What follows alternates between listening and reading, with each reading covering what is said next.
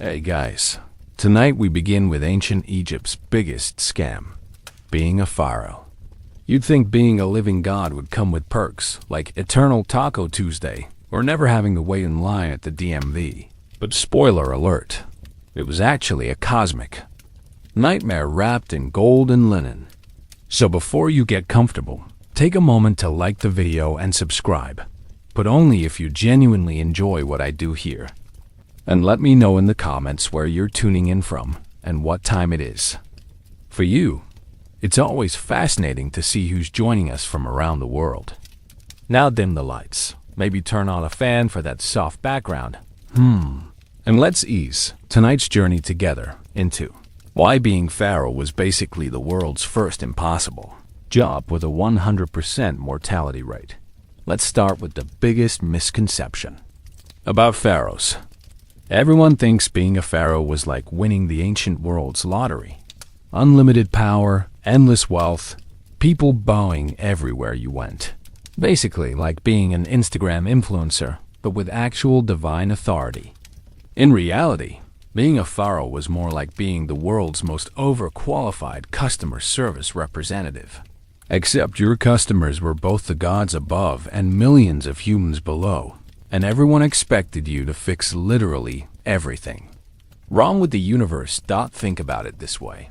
Imagine if your job description included maintain cosmic balance, control the Nile River's flooding schedule, be personally responsible for every harvest in the country, negotiate with invisible deities on a daily basis, and, oh, by the way, if anything goes wrong anywhere in Egypt, it's definitely your fault because you're supposed to be all-knowing and all-powerful.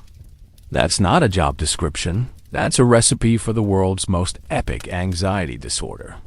This wasn't some cushy position where you lounged around eating grapes while servants fanned you with palm fronds. Though to be fair, there was probably some grape eating involved. It was a 24/7, cradle-to-grave commitment to being the human lightning rod for every problem in one of the ancient world's most complex civilizations. Bad harvest? Pharaoh's fault. Nile didn't flood properly? Obviously, Pharaoh's not praying hard enough. Plague of locusts? Pharaoh must have offended some deity. Your people getting conquered by foreigners with painted cats on their shields. Well, that's just embarrassing, and definitely Pharaoh's fault. The ancient Egyptians believed their pharaoh was the mediator between the gods and the world of men. Sounds prestigious, right? Wrong. That's like being the middle manager between your impossible boss and your impossible employees. Except your boss is invisible, speaks in cryptic signs and omens, and your employees are an entire civilization who expect you to control the weather. After death, sure, the pharaoh became divine and got to hang out with Osiris in the afterlife. But that's kind of like saying the reward for a lifetime of cosmic customer service is getting promoted to divine. Middle management in the afterlife department. Still middle management, just with better benefits and no more sandstorms to deal with. Ancient Egypt wasn't the stable, timeless civilization your history textbook made it seem. It was more like a 3,000-year-long soap opera with more dynasties, civil wars, and foreign invasions than a Game of Thrones marathon. The pharaohs weren't ruling over some peaceful kingdom where everyone built pyramids and mummified cats for fun. They were trying to hold together a civilization that stretched along the Nile River through some of the harshest desert on earth, while dealing with neighboring kingdoms who saw Egypt's wealth and thought, hey, that looks nice, let's take it. The pharaoh owned all the land in Egypt, which sounds awesome until you realize that also means you're personally responsible for every single acre of it. Bad crop yields in Upper Egypt? That's on you. Bandits stealing grain shipments in Lower Egypt? Also your problem. The Nile decides to flood too much or too little. Well, you're supposed to be divine, so obviously you should have seen that coming and done something about it. It's like being a medieval landlord, except your property is an entire country and your tenants include both humans and gods, who all have opinions about how you're managing the place. If you thought ancient Egypt was all golden sarcophagi and mysterious pyramids, think again. It was a bureaucratic nightmare that would make the modern IRS look efficient and user-friendly. The pharaoh had the delegate responsibility through a massive administrative system, with the vizier serving as chief assistant, chief justice, head of treasury, and overseer of all records.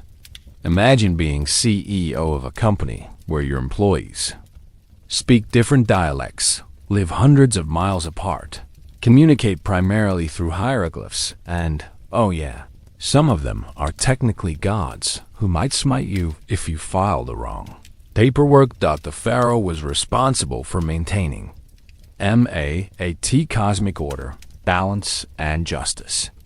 That's not just make sure the laws are fair and the economy runs smoothly. That's personally ensure that the fundamental forces of the universe remain in harmony. Modern politicians complain about maintaining infrastructure and managing the economy. Ancient pharaohs had to maintain the cosmic infrastructure and manage the divine economy. Talk about scope creep in your job description. And let's not forget the military aspect. As commander-in-chief, the pharaoh was expected to personally lead armies into battle against enemies who included not just neighboring kingdoms, but also mysterious sea peoples who showed up periodically to cause chaos, Nubian kingdoms to the south who controlled important trade routes, and eventually everyone from Assyrians to Persians to Greeks who all decided Egypt looked like a nice place to conquer. Being pharaoh meant being perpetually on call for a cosmic customer service, divine middle management, and military leadership all at the same time. Meet Akhenaten, pharaoh from 1353 BCE, who decided that being a regular pharaoh wasn't stressful enough, so he'd also completely revolutionize Egyptian religion while he was at it. Originally named Amenhotep IV, this guy took one look at Egypt's traditional pantheon of hundreds of gods and said, "You know what this situation needs? Religious reform." Because apparently managing a vast kingdom, maintaining cosmic balance, and keeping the Nile on schedule wasn't challenging enough. Why not throw in overthrowing thousands of years of religious tradition while you're at it? Akhenaten's brilliant idea was to ditch all the traditional Egyptian gods and focus worship on just one, Aten, the sun disk. This wasn't just changing religions. This was like a modern CEO deciding to completely restructure their company by firing everyone except one department and moving headquarters to a completely new city they built from scratch in the middle of nowhere. Which, incidentally, is exactly what Akhenaten did. He moved the capital from Thebes to a brand new city called Amarna, presumably because ruling Egypt wasn't complicated enough without also taking on a massive construction project and urban planning initiative. But here's where it gets really fun. The priests of Amun, Egypt's traditional chief deity, had grown so wealthy and powerful that they were basically running a shadow government. The cult of Amun controlled vast amounts of land, had enormous treasuries, and wielded influence that rivaled the pharaoh's own power. So Akhenaten's religious reforms weren't just spiritual. They were a hostile, corporate takeover disguised as divine revelation. He essentially fired the entire traditional priesthood and consolidated their power under his new monotheistic system.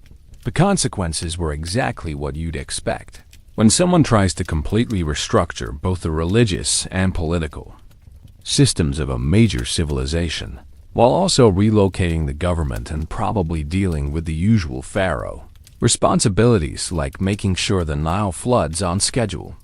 The Amarna letters, diplomatic correspondence from this period, make it crystal clear that Akhenaten was so obsessed with his religious reforms that he basically ignored foreign policy completely. While he was busy building his new city and establishing his new religion, Egypt's international relationships were falling apart. Vassal states were rebelling, and enemies were taking advantage of Egypt's distracted leadership.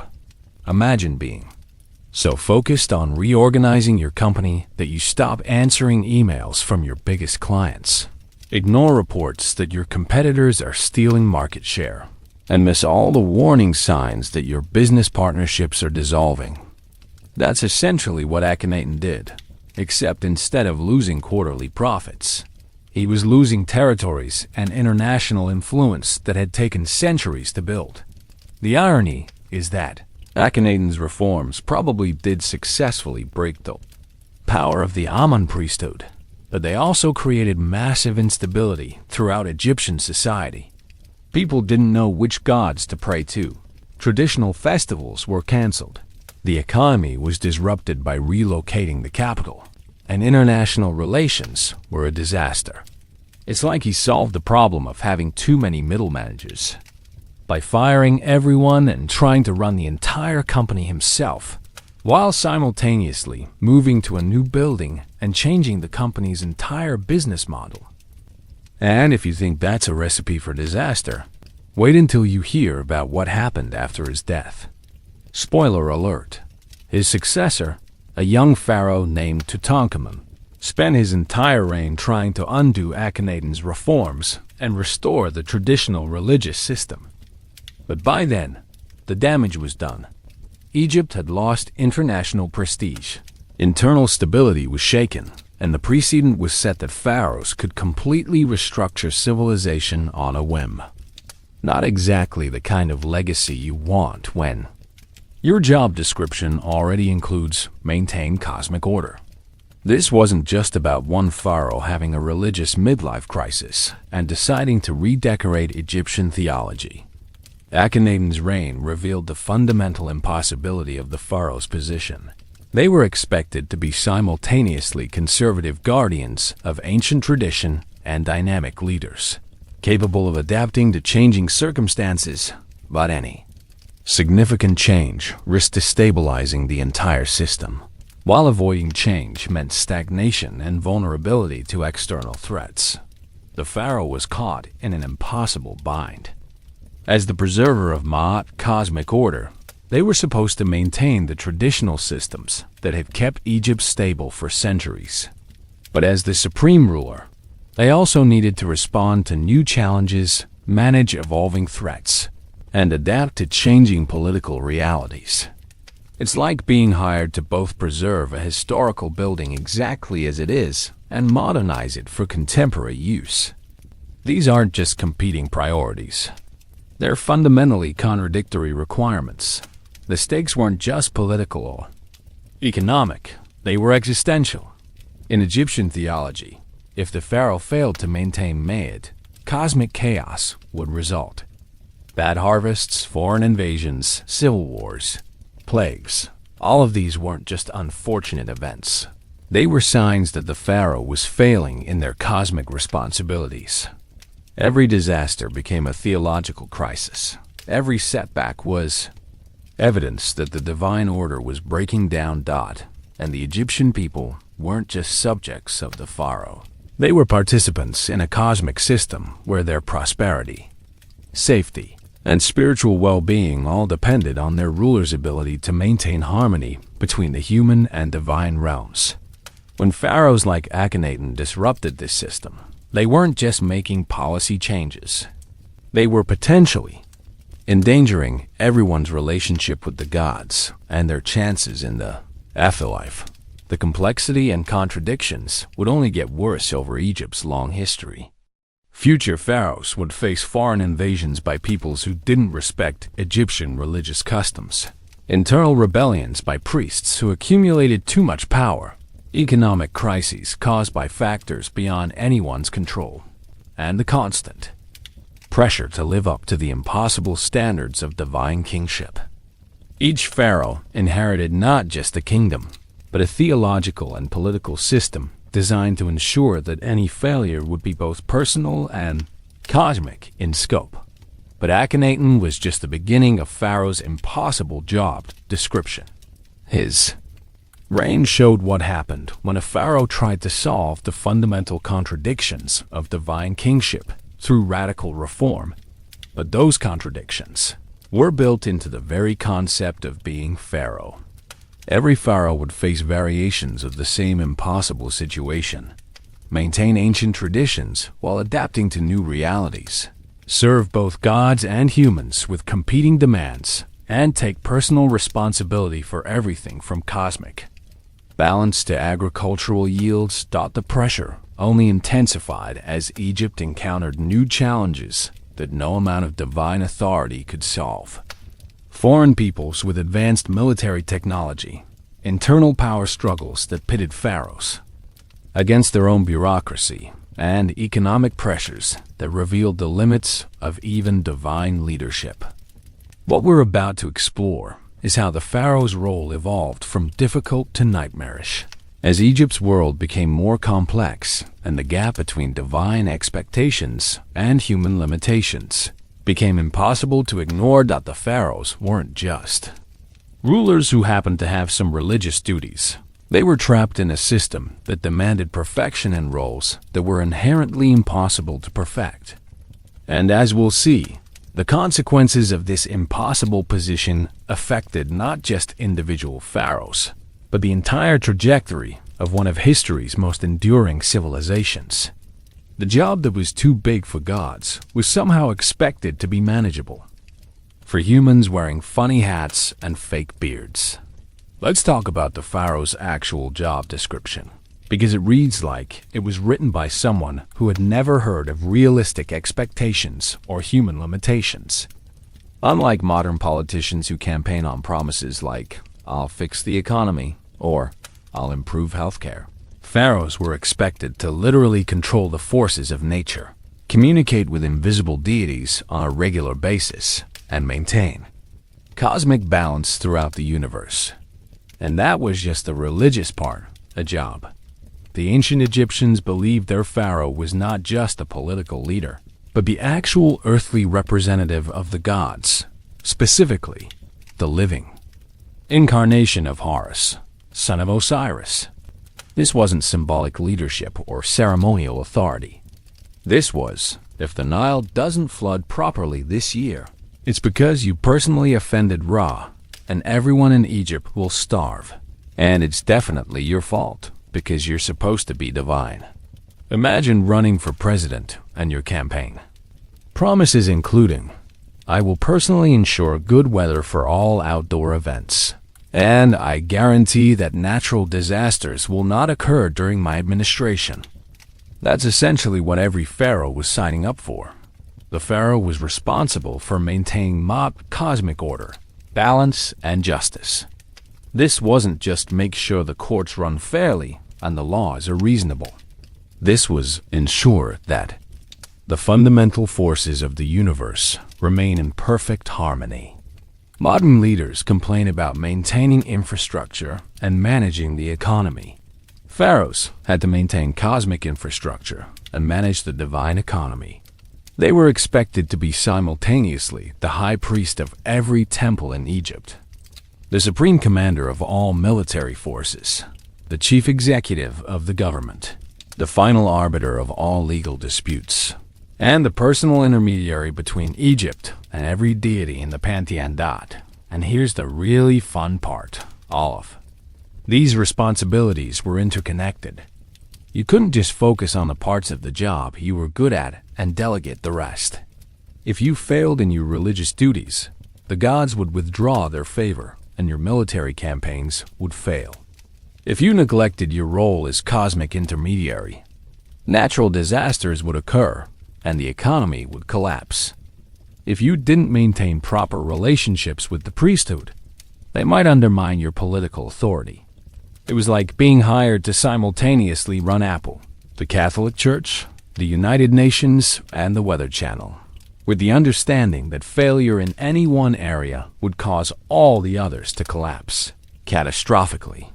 Take the pharaoh's role as nurturing father of the people. This sounds heartwarming until you realize it meant being personally responsible for the economic welfare of everyone in Egypt.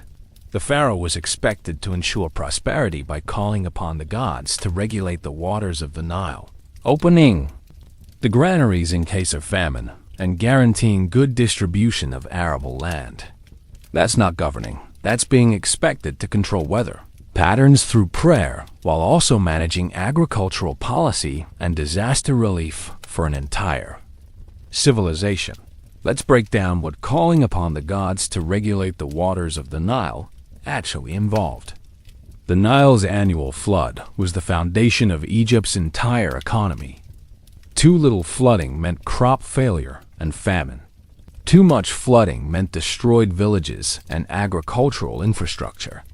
The pharaoh was expected to perform the correct rituals, make the proper offerings, and maintain the right relationship with the gods to ensure perfect flooding every single year. This is like being held personally responsible for managing a river system that spans thousands of miles.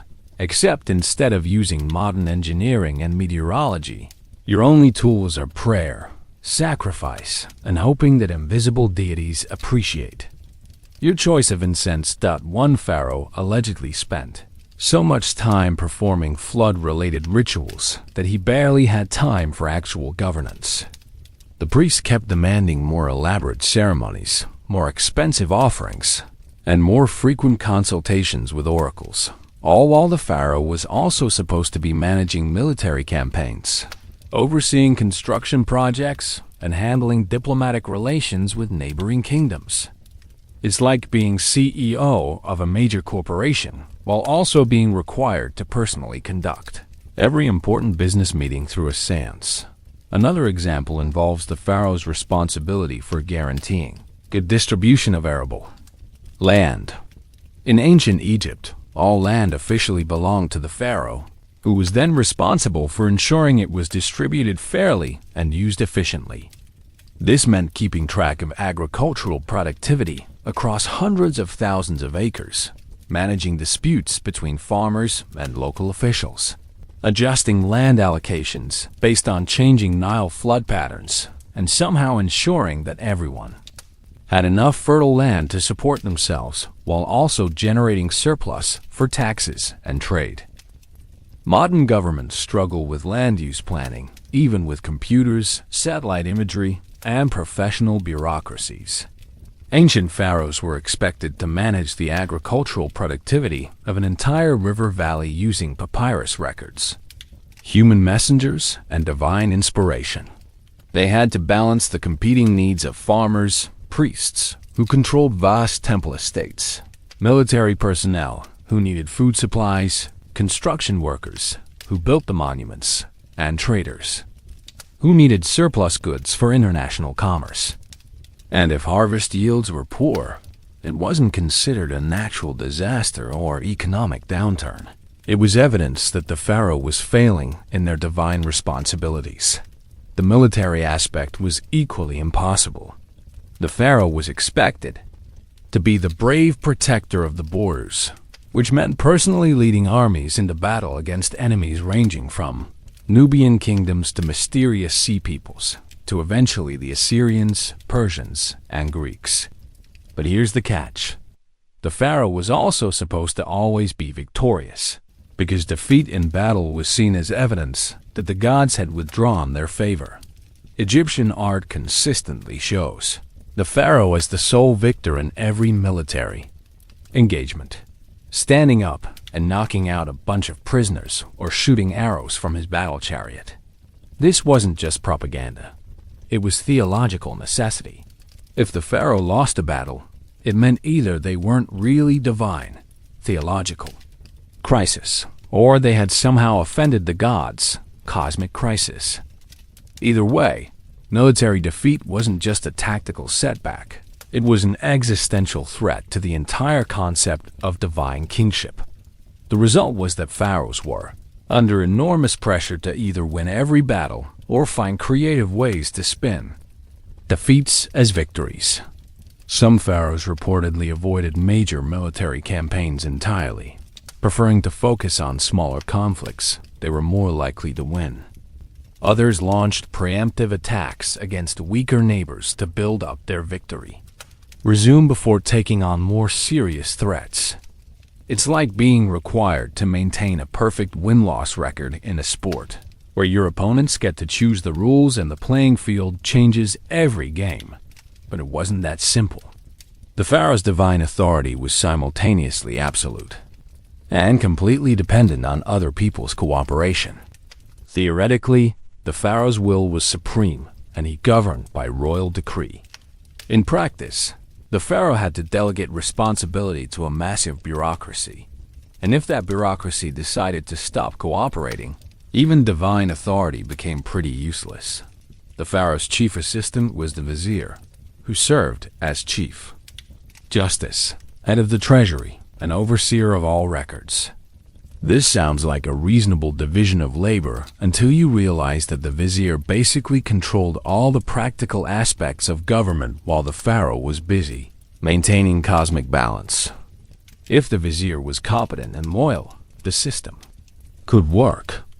If the vizier was incompetent or ambitious, the pharaoh could find themselves isolated from their own government, while still being held responsible for everything that went wrong. Even more complicated was the pharaoh's relationship with the priesthood. As the supreme officiant and first of the priests of the country, the pharaoh theoretically controlled all religious activities in Egypt. But the major temples controlled vast amounts of land, employed thousands of people, and accumulated enormous wealth. By the time of Ramesses II, the priests of Amun had acquired such large tracts of land and amassed such great wealth that they threatened the central government and disrupted the unity of Egypt. So the pharaoh was simultaneously the boss of the priests and dependent on their cooperation for maintaining religious legitimacy. The priests needed the pharaoh's authority to justify their power, but the pharaoh needed the priest's support to maintain religious credibility. It was like being the CEO of a company where your most important department could fire you if they disagreed with your decisions, but you were still held responsible for everything they did. The pharaoh was also caught between competing expectations from different groups. The common people expected the pharaoh to ensure good harvests, prevent natural disasters, and protect them from foreign invasion. The priests expected the pharaoh to maintain proper religious observances, fund temple construction, and respect traditional theological doctrines. The military expected the pharaoh to lead successful campaigns, provide adequate resources for defense, and maintain Egypt's international prestige. The bureaucracy expected the pharaoh to make consistent policy decisions, provide clear administrative guidance, and maintain stable governance. These expectations weren't just different, they were often contradictory. Funding temple construction meant less resources for military campaigns. Maintaining traditional religious practices meant less flexibility for adapting to new political realities. Focusing on internal development meant less attention to foreign policy. Every decision meant disappointing some constituency while trying to satisfy others, all while maintaining the facade that divine wisdom made every choice obviously correct. Modern politicians can acknowledge trade-offs and explain why they're prioritizing some issues over others. Pharaohs were supposed to be perfect in all areas simultaneously because admitting limitations would undermine their divine authority. It's like being required to excel at every aspect of an impossible job while also pretending that the job isn't impossible. The result was a system that generated chronic stress, political instability, and periodic complete breakdowns of central authority. Pharaohs who tried to meet all expectations simultaneously often ended up failing at everything. Pharaohs who focused on specific priorities often succeeded in those areas while creating crises in others. And pharaohs who acknowledged the impossibility of their situation often found their divine authority questioned, which created even bigger problems. The most common consequence was that pharaohs became increasingly dependent on their bureaucracies, while simultaneously becoming more isolated from the actual business of government. They spent enormous amounts of time on religious ceremonies, ritual obligations, and maintaining the appearance of divine authority, while practical governance was handled by viziers, priests, and regional officials who weren't directly accountable to the people they governed. This created a feedback loop were the pharaohs. Divine status became more elaborate and time-consuming to maintain, which meant less time for actual leadership, which meant more dependence on subordinates, which meant less real authority, which meant even more emphasis on divine status as compensation. By some periods in Egyptian history, pharaohs were spending so much time being divine that they had practically no time left for being effective rulers. The Egyptian people developed coping mechanisms for dealing with pharaohs who were either overwhelmed by their impossible responsibilities or completely detached from practical governance. Local officials learned to make decisions independently and present them to the pharaoh for divine approval. Priests developed elaborate theological explanations for why bad things happened even when the pharaoh was performing all the correct rituals. Military commanders learned to manage campaigns with minimal input from pharaohs, who were too busy maintaining cosmic balance to focus on tactical details. But these adaptations created their own problems. When everyone learned to work around the pharaoh's limitations, it became unclear what the pharaoh was actually needed for beyond ceremonial functions. And when the pharaoh's role became primarily ceremonial, ambitious subordinates began to wonder why they couldn't just eliminate the ceremonial part and run Egypt more efficiently without divine intervention.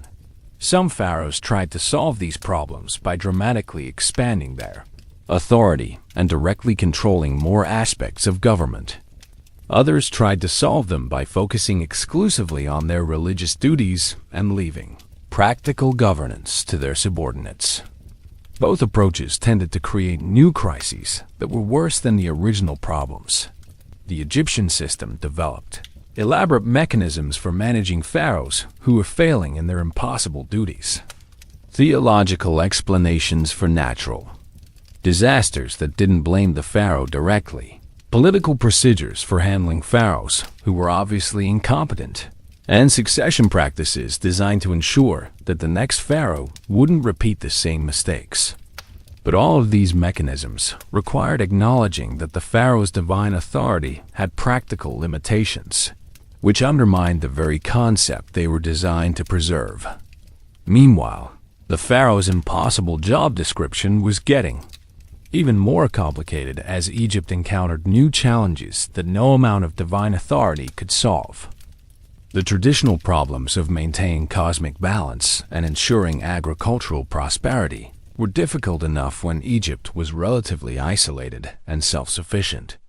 But as the ancient world became more interconnected, pharaohs had to deal with foreign enemies who didn't respect Egyptian religious customs, international trade relationships that required adaptability rather than divine consistency, and military technologies that made traditional Egyptian advantages obsolete.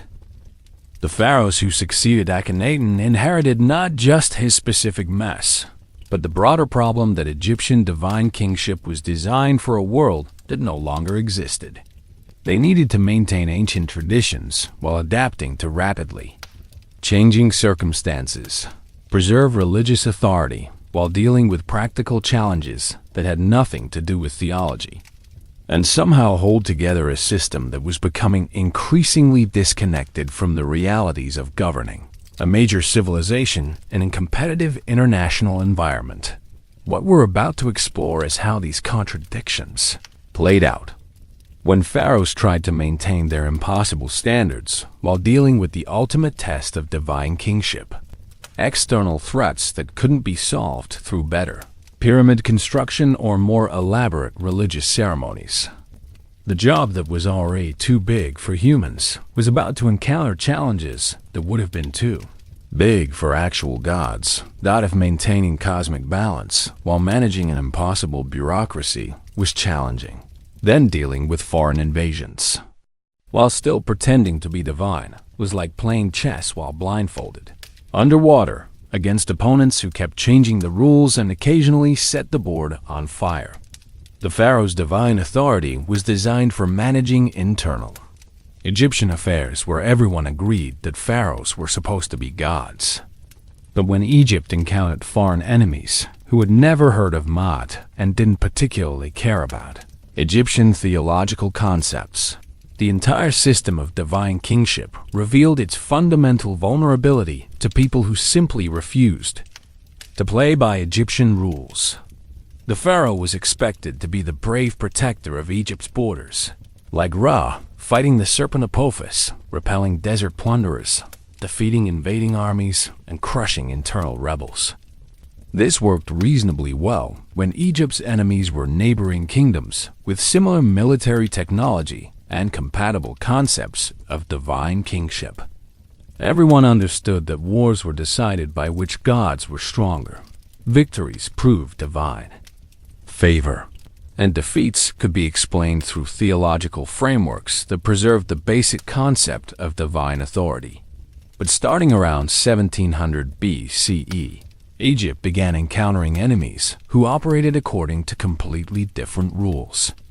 The Hyksos brought composite bows, horses, and chariots, military innovations that made traditional Egyptian tactics obsolete. The Sea Peoples showed up periodically with advanced naval technology and no apparent interest in Egyptian religious customs. Eventually, the Assyrians, Persians, and Greeks arrived with sophisticated military engineering and administrative systems that treated Egyptian divine kingship as quaint local superstition rather than cosmic reality. These weren't just military challenges.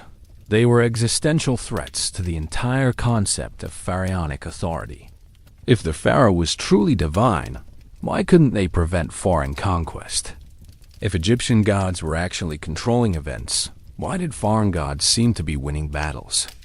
If Maat was the fundamental principle of cosmic order, why did chaos keep arriving from outside Egypt in the form of well-organized armies with better weapons?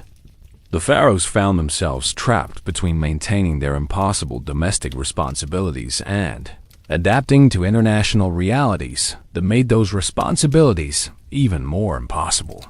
They still needed to ensure good Nile floods, manage the priesthood, and maintain cosmic balance.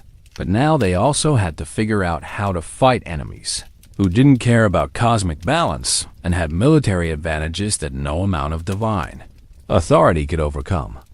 Consider the Hyksos invasion around 1700 BCE, which was basically Egypt's introduction to the concept that divine authority might not be sufficient preparation for dealing with enemies who had better technology and different ideas about how warfare should work. The Hyksos were foreign rulers who gained control of Lower Egypt during the Second Intermediate Period. And while the Egyptians called them foreign rulers with obvious contempt, these foreigners introduced composite bows, horses, chariots, crop rotation, and improvements in bronze and ceramic work that were objectively superior to existing Egyptian methods. The pharaohs of the time found themselves in the awkward position of being divine rulers whose enemies had better weapons, better tactics, and better agricultural techniques. This created a theological crisis that was also a practical crisis. If the pharaoh was the earthly representative of the gods, why were the gods allowing foreigners with superior technology to conquer Egyptian territory? If Egyptian civilization was divinely ordained, why were foreign innovations clearly more effective than traditional Egyptian methods? The pharaohs tried various strategies for dealing with this situation. Some attempted to maintain traditional Egyptian methods while hoping that divine intervention would eventually overcome technological disadvantages. Others tried to adopt Hyksos innovations while somehow maintaining that Egyptian divine authority was still supreme. Neither approach worked particularly well because both required either ignoring obvious evidence or creating increasingly elaborate theological explanations for why divine authority wasn't producing divine results. Meanwhile, at the same time, the Hyksos controlled northern Egypt. The kingdom of Kush had risen to the south and now controlled Egypt's southern border. So pharaohs were dealing with foreign enemies to the north who had better military technology and foreign enemies to the south who controlled important trade routes. The pharaohs mounted numerous campaigns to drive out the Hyksos and subdue the Nubians, but all failed until Prince Ahmose I of Thebes finally succeeded around 1570 BCE. But here's the interesting part. Ahmose I succeeded not through superior divine authority, but by adopting Hyksos military innovations and using them more effectively than the Hyksos themselves. He essentially won by abandoning traditional Egyptian military methods and embracing foreign techniques that had previously been used to defeat Egyptian armies. This was a practical victory, but it created a theological problem.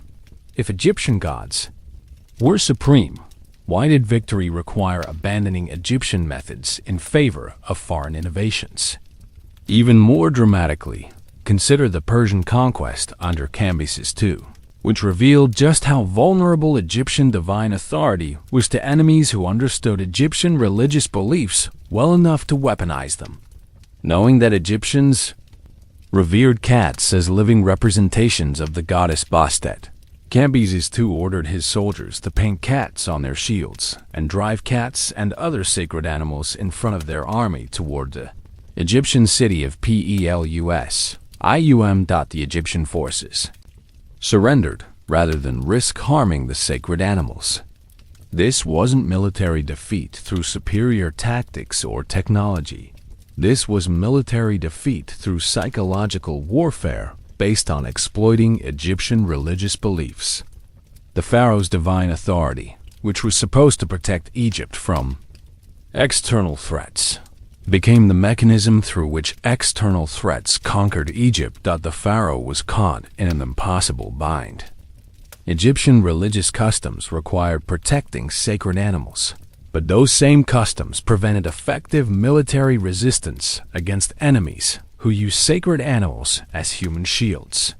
The pharaoh could either maintain religious orthodoxy and lose the war, or win the war and violate religious principles that justified their authority in the first place. Either choice undermined the fundamental concept of divine kingship. This pattern repeated throughout Egyptian history. The Sea Peoples brought naval technology that made traditional Egyptian defenses obsolete. The Assyrians brought siege warfare techniques that Egyptian fortifications couldn't withstand. The Greeks brought political and military innovations that made Egyptian administrative systems look primitive by comparison. Each new threat required adaptations that moved Egyptian civilization further away from traditional practices that supposedly justified pharaonic authority. The pharaohs found themselves constantly choosing between maintaining traditional Egyptian methods that preserved their theological legitimacy but were practically ineffective, or adopting foreign innovations that were practically effective but undermined their theological legitimacy. Some pharaohs, like Ramesses II, managed to achieve military success through a combination of traditional Egyptian resources and adopted foreign techniques. But even successful pharaohs couldn't resolve the underlying contradiction between divine authority that was supposed to be eternally perfect and practical governance that required constant adaptation to changing circumstances. This wasn't isolated to specific invasions or particular periods of Egyptian history.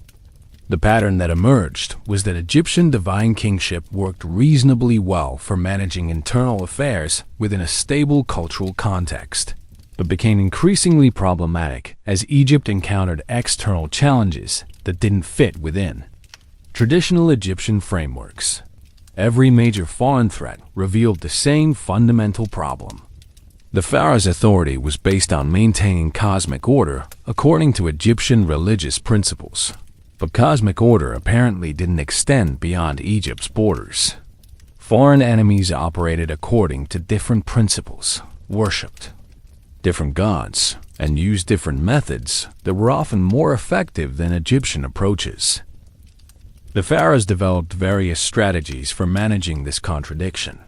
Some emphasized military expansion as a way of extending Egyptian divine authority over foreign territories, essentially trying to solve the problem by making everywhere Egypt.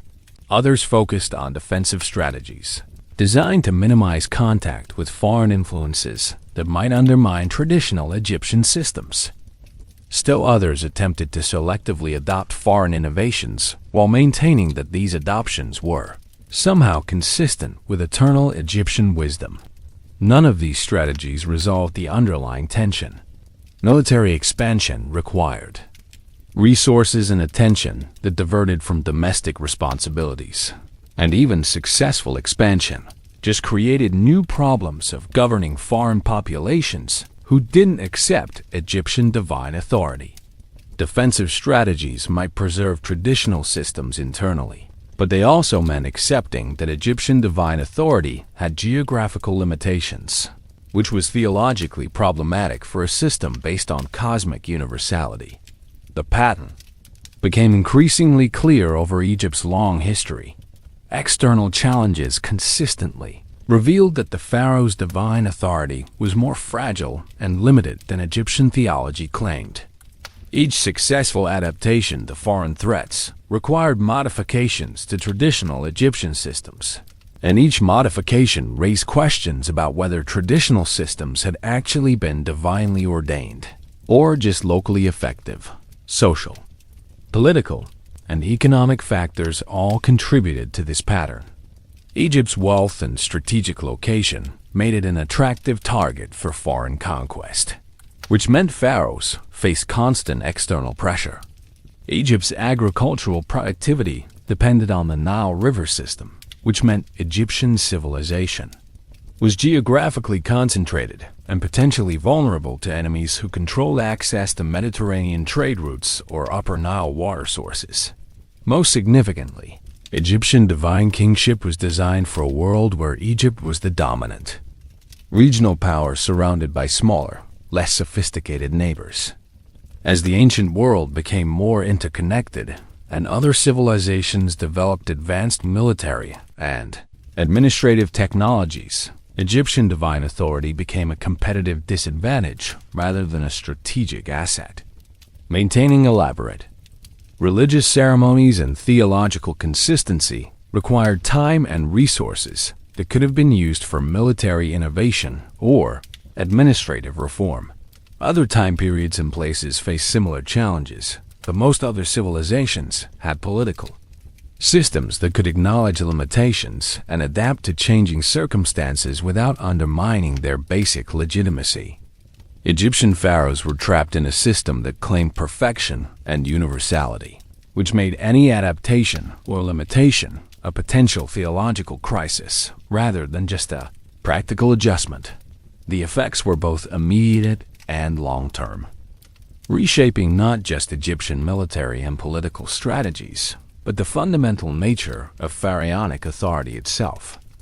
Who benefited from these foreign challenges varied depending on specific circumstances, but generally, Egyptian priests and bureaucrats learned to operate with increasing independence from pharaonic oversight, while foreign influences gradually transformed Egyptian culture in ways that made traditional divine kingship less relevant to actual governance.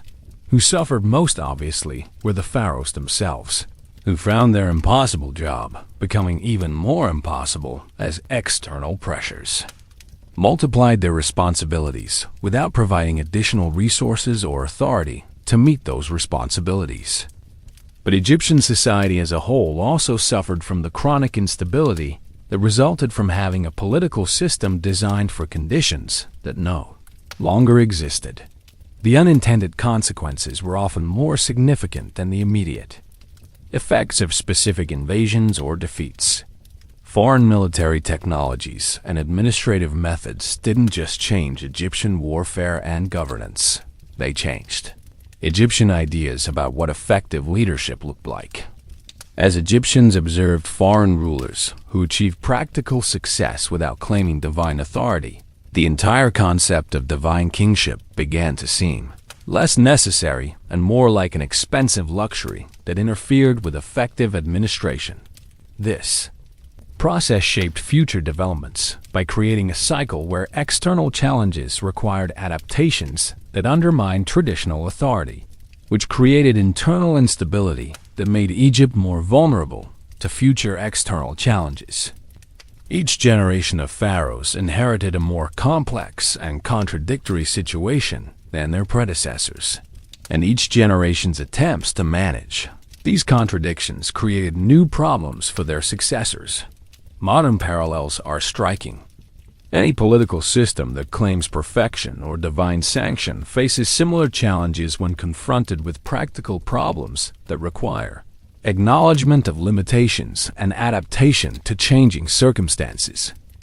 The pharaoh's experience shows what happens when political legitimacy is based on impossible standards rather than achievable goals, and accountability for realistic performance. The lessons for contemporary issues include the importance of designing political systems that can acknowledge trade-offs, adapt to changing circumstances, and maintain legitimacy even when facing problems that don't have perfect solutions. The pharaoh's tragedy was that they were trapped in a system that promised perfection in an imperfect world, which guaranteed that any honest assessment of their performance would undermine their authority, while any attempt to maintain their authority would require dishonesty about their performance. Perhaps most significantly, the foreign invasion pattern showed that even the most elaborate and long-lasting political systems can become obsolete if they can't adapt to changing international realities. Egyptian divine kingship lasted for thousands of years, but its very longevity became a liability when preservation of traditional forms prevented adaptation to new challenges. Yet even as foreign invasions were exposing the practical limitations of divine authority, internal contradictions within Egyptian society were creating an even more fundamental challenge to pharaonic legitimacy. The same priests who were supposed to support the pharaohs' divine status were accumulating independent power that rivaled and sometimes exceeded royal authority. The same bureaucratic systems that made pharaonic administration possible were developing their own interests and agendas that didn't always align with royal priorities. The pharaohs who successfully defended Egypt against foreign enemies often found that victory created new problems with domestic allies who had grown accustomed to operating independently during periods of external crisis. Military success required resources and attention that had to be diverted from religious obligations, which created tension with priesthoods whose support was essential for maintaining divine legitimacy. Economic pressures from warfare conflicted with traditional expectations that pharaohs would ensure prosperity through cosmic harmony, rather than military expenditure. What we're about to explore is how the pharaoh's impossible external responsibilities interacted with equally impossible internal contradictions to create situations where success in one area guaranteed failure in others. The challenges that nearly destroyed pharaonic authority weren't just foreign invasions or domestic rebellions taken individually. They were the impossible task of managing both simultaneously while maintaining the appearance that divine wisdom made all problems easily solvable. The pharaohs were about to discover that the job was too big, not just for humans, but for entire civilizations. By the time of Ramesses the 11th, around 1107 to 1077 BCE, the impossible contradictions of pharaonic authority had reached a breaking point. That would make modern corporate power struggles look like polite disagreements over office coffee preferences. The pharaohs had spent centuries trying to balance their role as divine intermediaries with the practical demands of governing a complex civilization, but they had inadvertently created a monster that was about to devour them. A priesthood so wealthy and powerful that they basically controlled Egypt while still expecting the pharaoh to take responsibility for everything that went wrong. The priests of Amun had acquired vast tracts of land, accumulated enormous treasuries, and built what was essentially a parallel government that rivaled the pharaoh's own administration. This wasn't just a case of religious officials getting a little too big for their ceremonial robes. This was a full-scale institutional power, disguised as pious devotion to traditional Egyptian values. The priests controlled agricultural production, managed international trade, operated their own courts, maintained private armies, and commanded the loyalty of thousands of workers, all while claiming they were just humble servants of the gods, who happened to need massive resources to properly honor divine authority. The stakes involved weren't just political. They were existential for the entire concept of pharaonic rule. The pharaoh's legitimacy was based on being the supreme intermediary between gods and humans. But what happened when the priests who managed daily communication with the gods became more powerful than the pharaoh himself?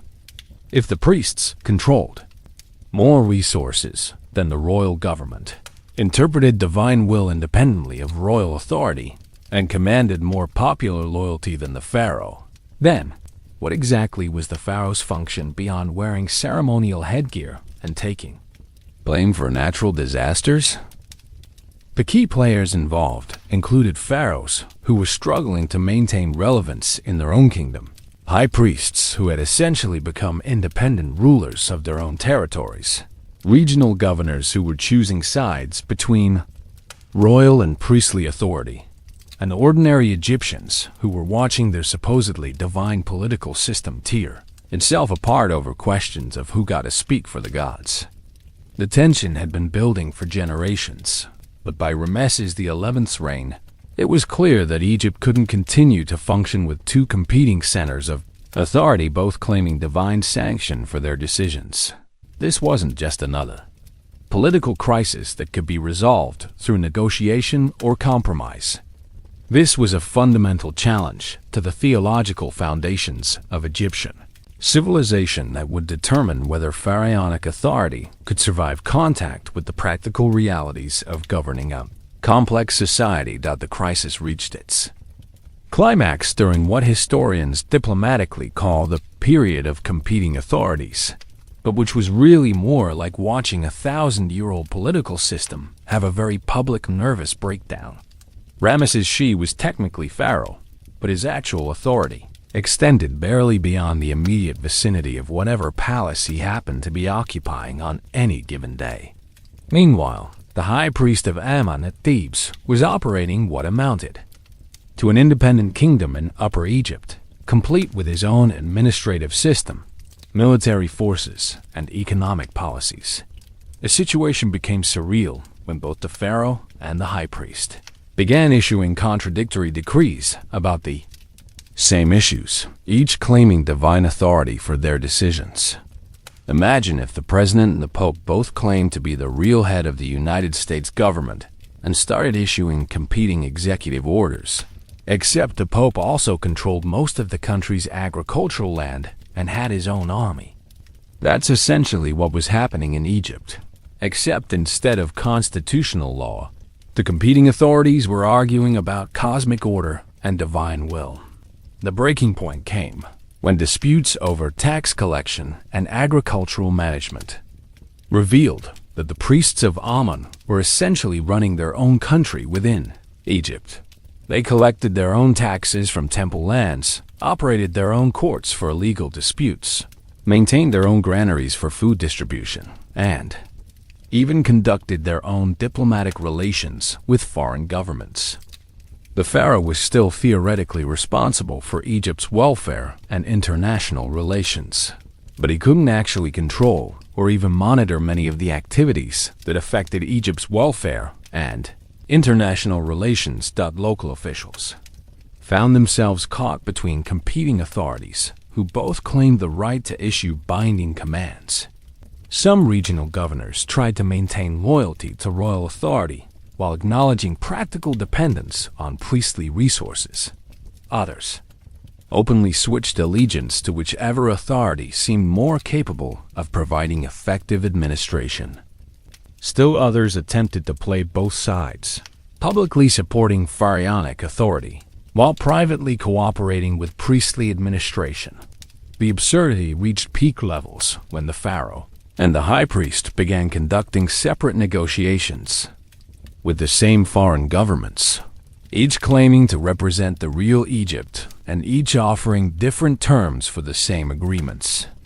Foreign diplomats found themselves in the bizarre position of trying to figure out which Egyptian authority actually had the power to enforce whatever agreements they might reach, while Egyptian trade relationships deteriorated because nobody could guarantee which authority would be honoring commercial agreements from one year to the next.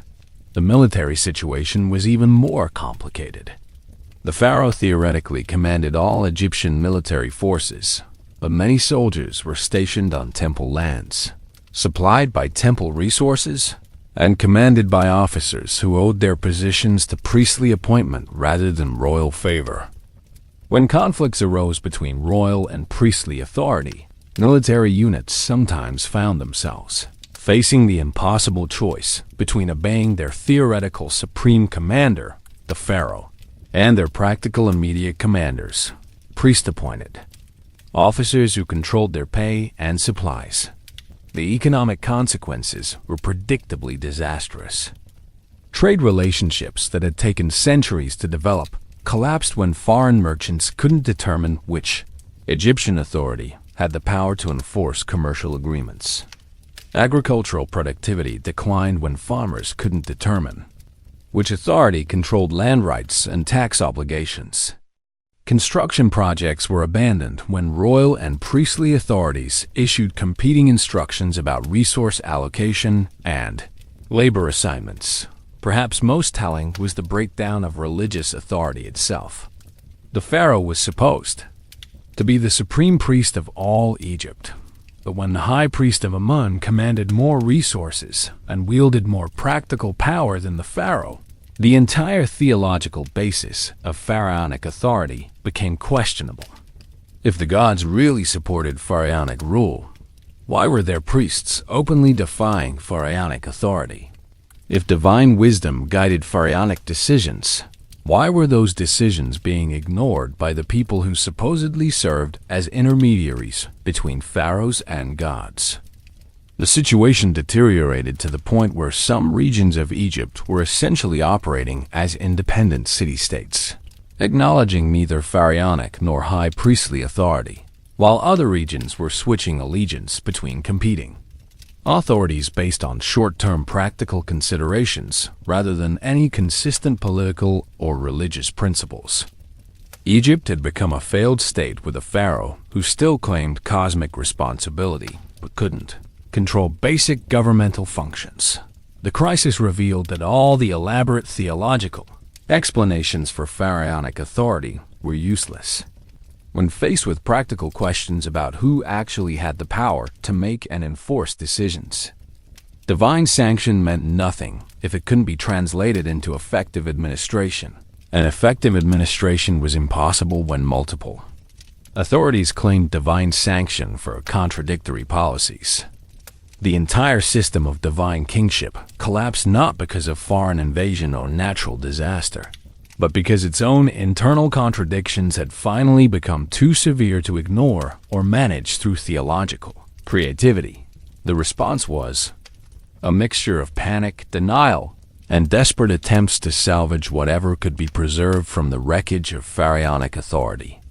Some officials tried to maintain the fiction that this was just a temporary administrative disagreement that would be resolved once divine will became clearer. Others openly acknowledged that the traditional system had failed and began experimenting with new forms of governance that didn't depend on divine kingship. The immediate consequences were exactly what you'd expect when a complex civilization's political system implodes during a leadership crisis. Central administration collapsed, which meant nobody was coordinating responses to natural disasters, foreign threats, or economic problems. Tax collection became inconsistent and arbitrary, which meant government services deteriorated while regional authorities fought over diminishing resources. International relationships suffered when foreign governments couldn't determine which Egyptian authority had the legitimacy and power to honor agreements. The political fallout extended far beyond the immediate crisis period. The collapse of effective pharaonic authority created a precedent that divine kingship could fail, which undermined the theological foundations of Egyptian political legitimacy for future generations. Even when central authority was eventually restored, it was never again taken for granted that pharaonic rule was inherently stable or divinely guaranteed. Social consequences included the breakdown of traditional hierarchies and expectations that had organized Egyptian society for centuries. When the pharaoh's divine authority became questionable, it raised questions about all forms of traditional authority, from local officials to family structures to religious observances. Egyptian society had to rebuild not just political institutions, but cultural frameworks for understanding legitimate authority and social organization. The ironic outcomes were perhaps the most significant long-term effects. The priests who had accumulated power by claiming to serve divine authority found that undermining pharaonic authority also undermined their own legitimacy, since their claim to speak for the gods depended on the same theological framework that justified pharaonic rule. They had won a power struggle that ultimately made power itself less meaningful and legitimate. Regional officials who had gained independence during the breakdown of central authority discovered that independence also meant responsibility for managing problems that had previously been handled by central administration. Many regions that had chafed under pharaonic control found themselves nostalgic for the stability and resources that effective central government had provided. Perhaps most ironically, the collapse of pharaonic authority revealed just how much practical governance had actually depended on the pharaoh's role as a focal point for political legitimacy, even when pharaohs weren't effectively controlling day-to-day administration. Without a recognized central authority, Egypt didn't maintain the complex coordination required for major construction projects, international diplomacy, or responses to large-scale crises. The Egyptian government had become so weakened by the power and corruption of the clergy that the country fractured and central administration collapsed, initiating what historians call the Third Intermediate Period of Egypt, c. 1069 to 525 BCE. This wasn't just a political transition. It was the end of an era in which Egyptian civilization had maintained cultural and political continuity for over 2,000 years. This crisis wasn't just about specific personalities or temporary political disagreements. It revealed fundamental flaws in the entire concept of divine kingship that had been building for centuries.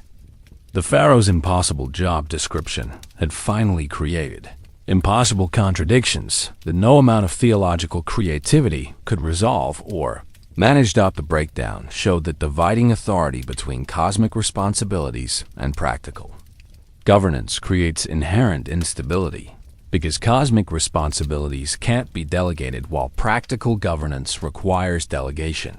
But delegation undermines the claim to cosmic authority that justifies the system in the first place. Every pharaoh faced this contradiction, but the priest's accumulation of independent power had finally made the contradiction too severe to ignore. What the crisis revealed about Egyptian society was that the elaborate theological framework of divine kingship had become disconnected from the practical requirements of governing a complex civilization. Egyptian institutions had evolved to manage practical problems efficiently, but those same institutions had made the pharaoh's cosmic role increasingly irrelevant to actual governance, which ultimately undermined the pharaoh's political authority. As well, the long-term effects included not just the immediate political fragmentation, but permanent changes in how Egyptians understood political authority and legitimate governance. Later pharaohs would never again enjoy the unquestioned divine authority that earlier pharaohs had claimed, because the precedent had been established that divine authority could fail when confronted with practical challenges.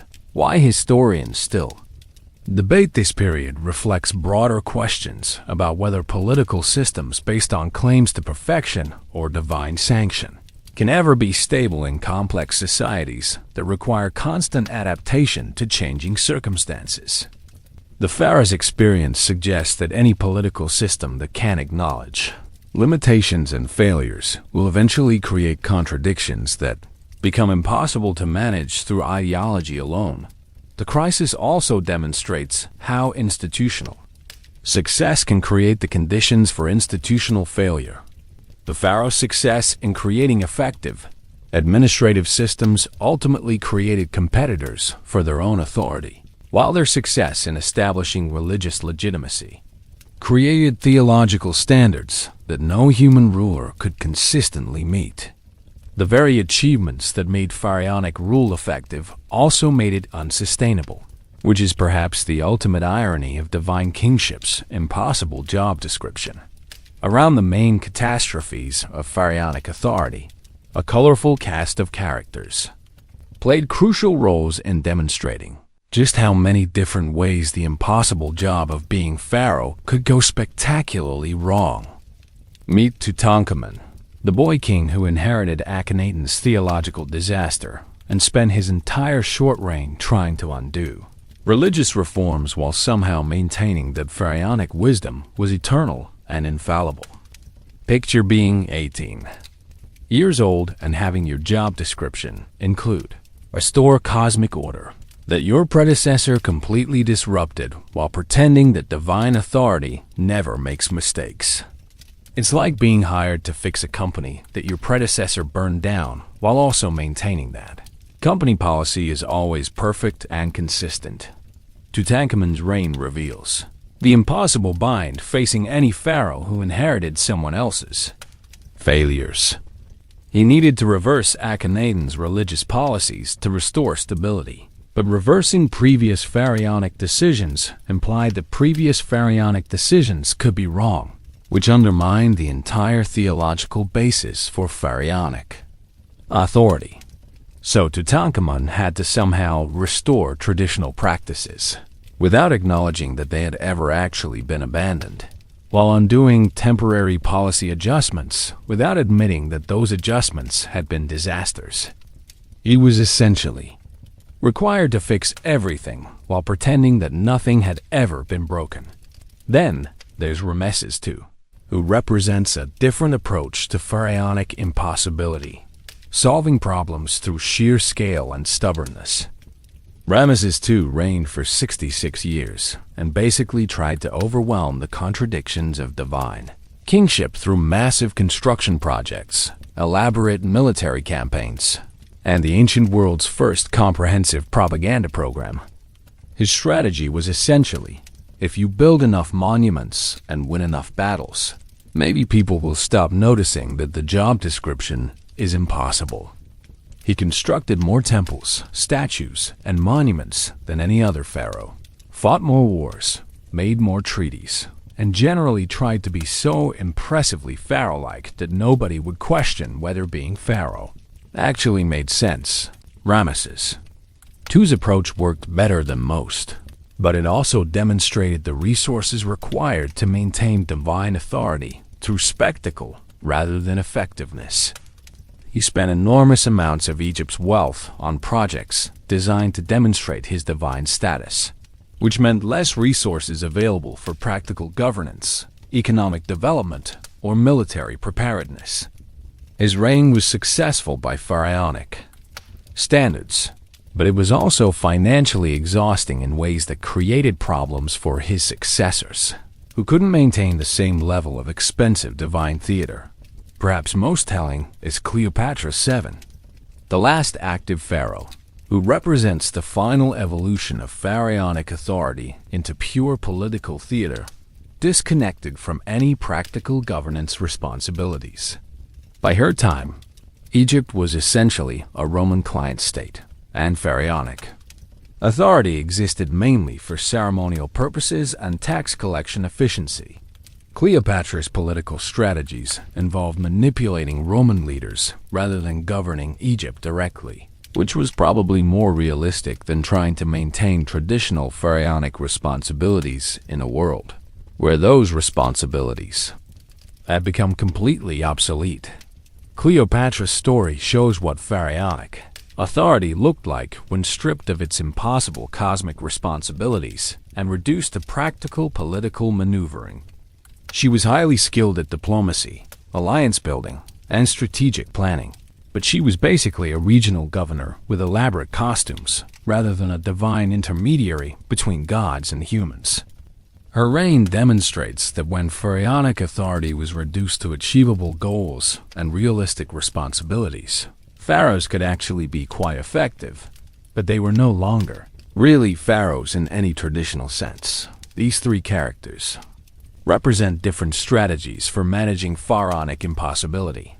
Restoration, Tutankhamun; overwhelming spectacle, Ramesses II; and pragmatic adaptation, Cleopatra. None of these strategies actually solved the fundamental contradictions of divine kingship. They show the range of creative approaches pharaohs used to cope with inherently impossible expectations. Tutankhamun died young, possibly from the stress of trying to restore cosmic order while maintaining theological consistency. Ramesses II lived longer but exhausted Egypt's resources through the effort required to maintain divine authority through impressive achievements. Cleopatra was effective, but only by abandoning most of what had traditionally made pharaohs pharaonic. These weren't isolated incidents of individual pharaohs struggling with impossible expectations. They were part of interconnected webs of relationships and consequences that showed how pharaonic failures created cascading effects throughout Egyptian society. Akhenaten's religious reforms didn't just affect his own reign. They created theological confusion that Tutankhamun couldn't fully resolve, which contributed to religious instability that persisted for generations and eventually facilitated the priestly power grabs that undermined later pharaohs like Ramesses II. The connections between these stories reveal how pharaonic authority created feedback loops where success and failure both generated new problems. Successful pharaohs, like Ramesses II, demonstrated what divine kingship could achieve under ideal circumstances, which raised expectations for future pharaohs and made normal levels of achievement look like failures by comparison. Unsuccessful pharaohs like Akhenaten revealed the system's vulnerabilities, which encouraged challenges to pharaonic authority that made the job even more difficult for their successors. Political and social networks developed around the impossibility of pharaonic authority rather than its success. Regional officials learned to operate independently while maintaining ceremonial deference to pharaonic power. Priests developed theological explanations for pharaonic failures that preserved the concept of divine kingship while excusing specific pharaohs for not living up to divine standards. Foreign governments learned to work around pharaonic authority when it was ineffective while still acknowledging it when diplomatic protocol required. These networks created their own momentum and interests that often conflicted with pharaonic priorities. Officials who had learned to govern effectively without pharaonic oversight weren't necessarily eager to return to direct royal control when pharaohs tried to reassert traditional authority. Priests who had developed independent sources of power and legitimacy weren't necessarily willing to subordinate themselves to pharaonic authority when pharaohs tried to restore traditional religious hierarchies. How one event led to another often involved unintended consequences that made pharaonic authority more rather than less problematic. Akhenaten's religious reforms were partly intended to break the power of traditional priests, but they also created precedents for pharaohs drastically changing established systems, which made future pharaohs vulnerable to challenges from people who pointed out that if Akhenaten could overturn thousands of years of religious tradition, maybe pharaonic authority wasn't as eternal and infallible as claimed. Tutankhamun's restoration of traditional religious practices was intended to stabilize pharaonic authority, but it also required acknowledging that previous pharaonic decisions had been wrong, which undermined claims that pharaonic wisdom was divinely inspired. Ramesses II's military successes were intended to demonstrate divine favor for pharaonic rule, but they also required enormous resources that weakened Egypt's economy and made future military challenges more difficult to meet. The unintended consequences. and connections created a pattern where every solution to pharaonic problems created new pharaonic problems.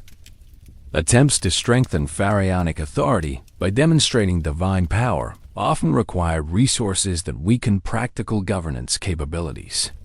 Attempts to improve practical governance often required acknowledging limitations that undermined claims to divine authority. Perhaps most significantly, the interconnected nature of these problems meant that pharaonic failures affected not just individual pharaohs, but the entire institutional framework of divine kingship. Each pharaoh's inability to meet impossible expectations made those expectations seem more obviously impossible, which made it harder for future pharaohs to maintain the legitimacy that depended on appearing to meet those expectations. The webs of relationships also show how pharaonic authority became increasingly dependent on the cooperation of people who had their own reasons for wanting to preserve the system, even when it wasn't working effectively. Priests benefited from their role as intermediaries between pharaohs and gods, even when pharaohs weren't effectively governing. Regional officials benefited from the legitimacy that came from serving pharaonic authority, even when they were operating independently of pharaonic control. Foreign governments often found it easier to deal with predictable pharaonic ceremonial requirements than to negotiate with whatever alternative political systems might emerge if divine kingship collapsed entirely.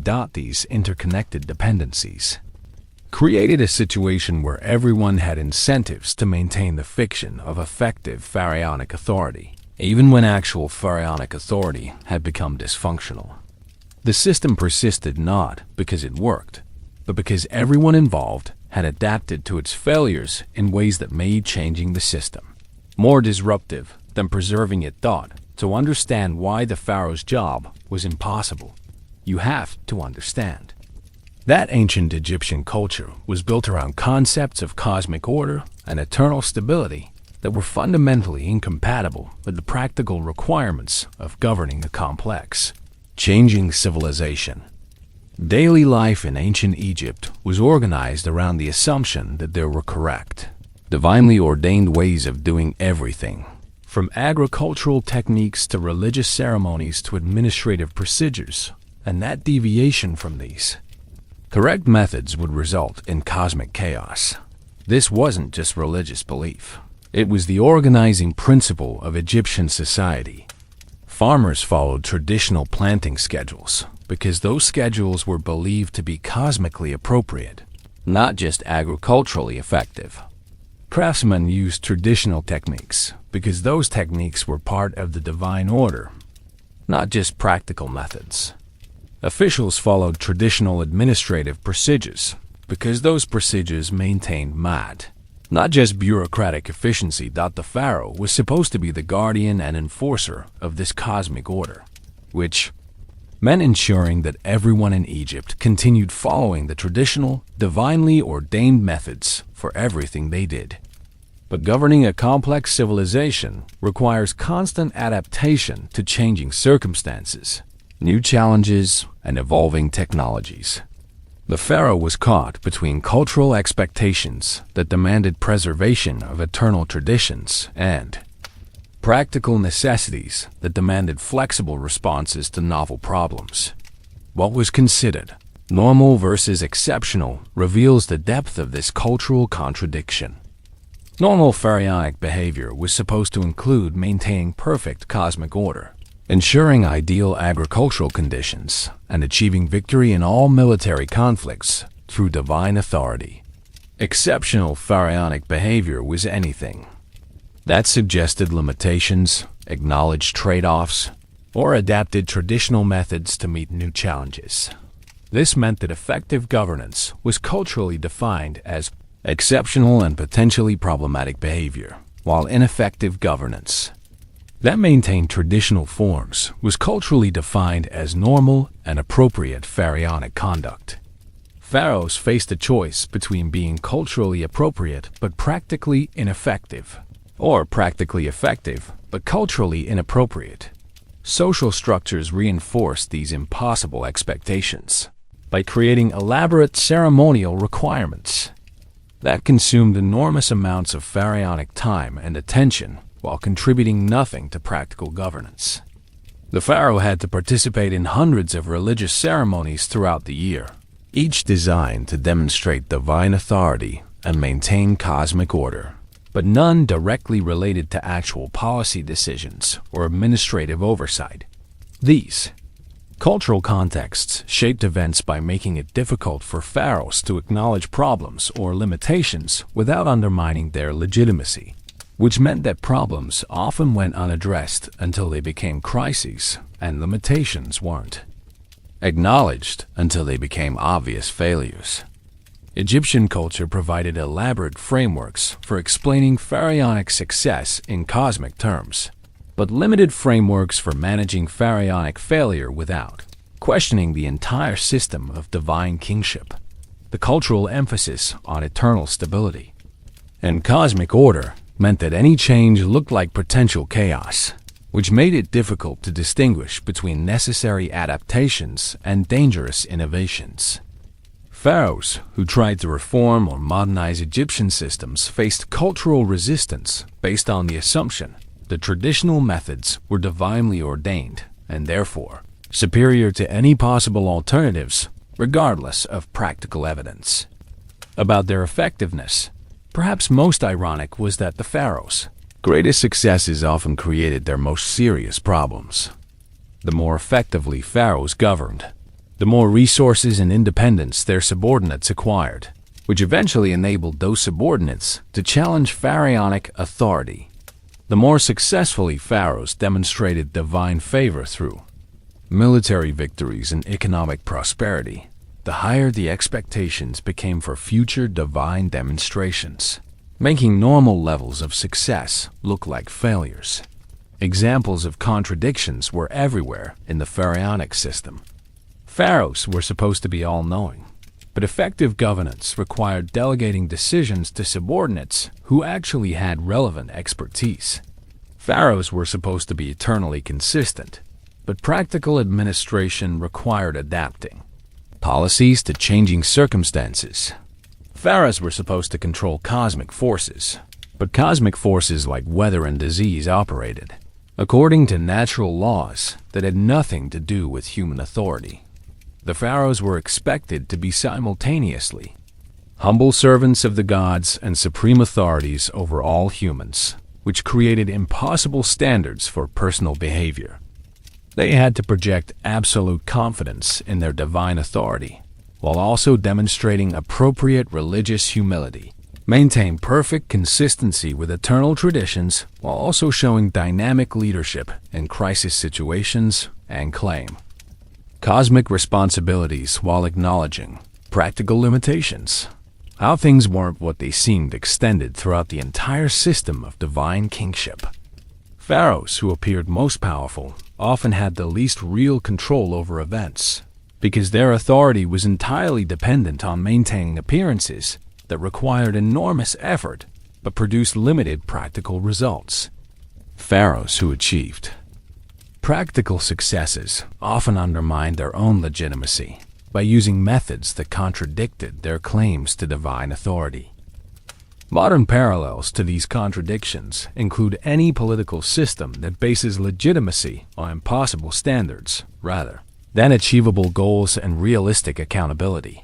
The pharaoh's experience shows what happens when political authority is based on promises that can't be kept and expectations that can't be met, regardless of how skilled or well-intentioned the leaders might be. The fundamental irony was that divine kingship was designed to provide stability and legitimacy for Egyptian governance, but its impossible requirements made Egyptian governance inherently unstable and illegitimate. Whenever practical challenges exceeded the system's ability to maintain its own fictions, the solution became the problem, and the problem became unsolvable because acknowledging it would eliminate the solution that created it in the first place. Everything changed when Egypt encountered enemies who simply refused to acknowledge that pharaohs were divine and proceeded to demonstrate this belief through superior military, technology, and more effective administrative systems.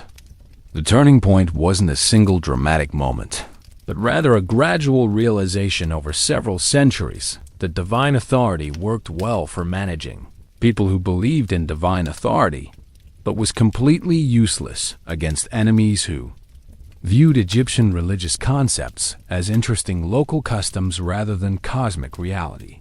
The background to this change was Egypt's increasing contact with civilizations that had developed different approaches to political legitimacy and military effectiveness.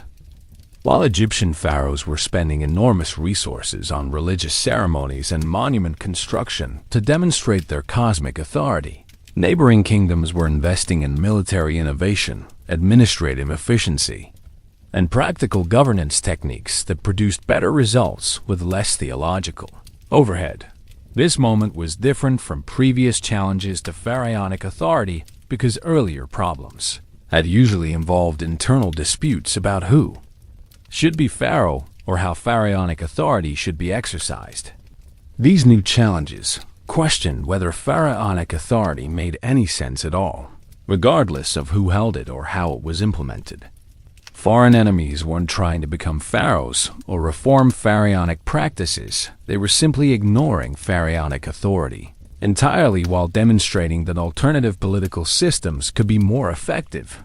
Key factors that led to this transformation included the development of iron weapons that made traditional Egyptian bronze weapons obsolete, the emergence of naval technologies that made Egyptian defensive strategies ineffective, and the rise of administrative systems in other civilizations that could mobilize resources more efficiently than Egyptian bureaucracies that were designed primarily to maintain religious orthodoxy rather than practical effectiveness.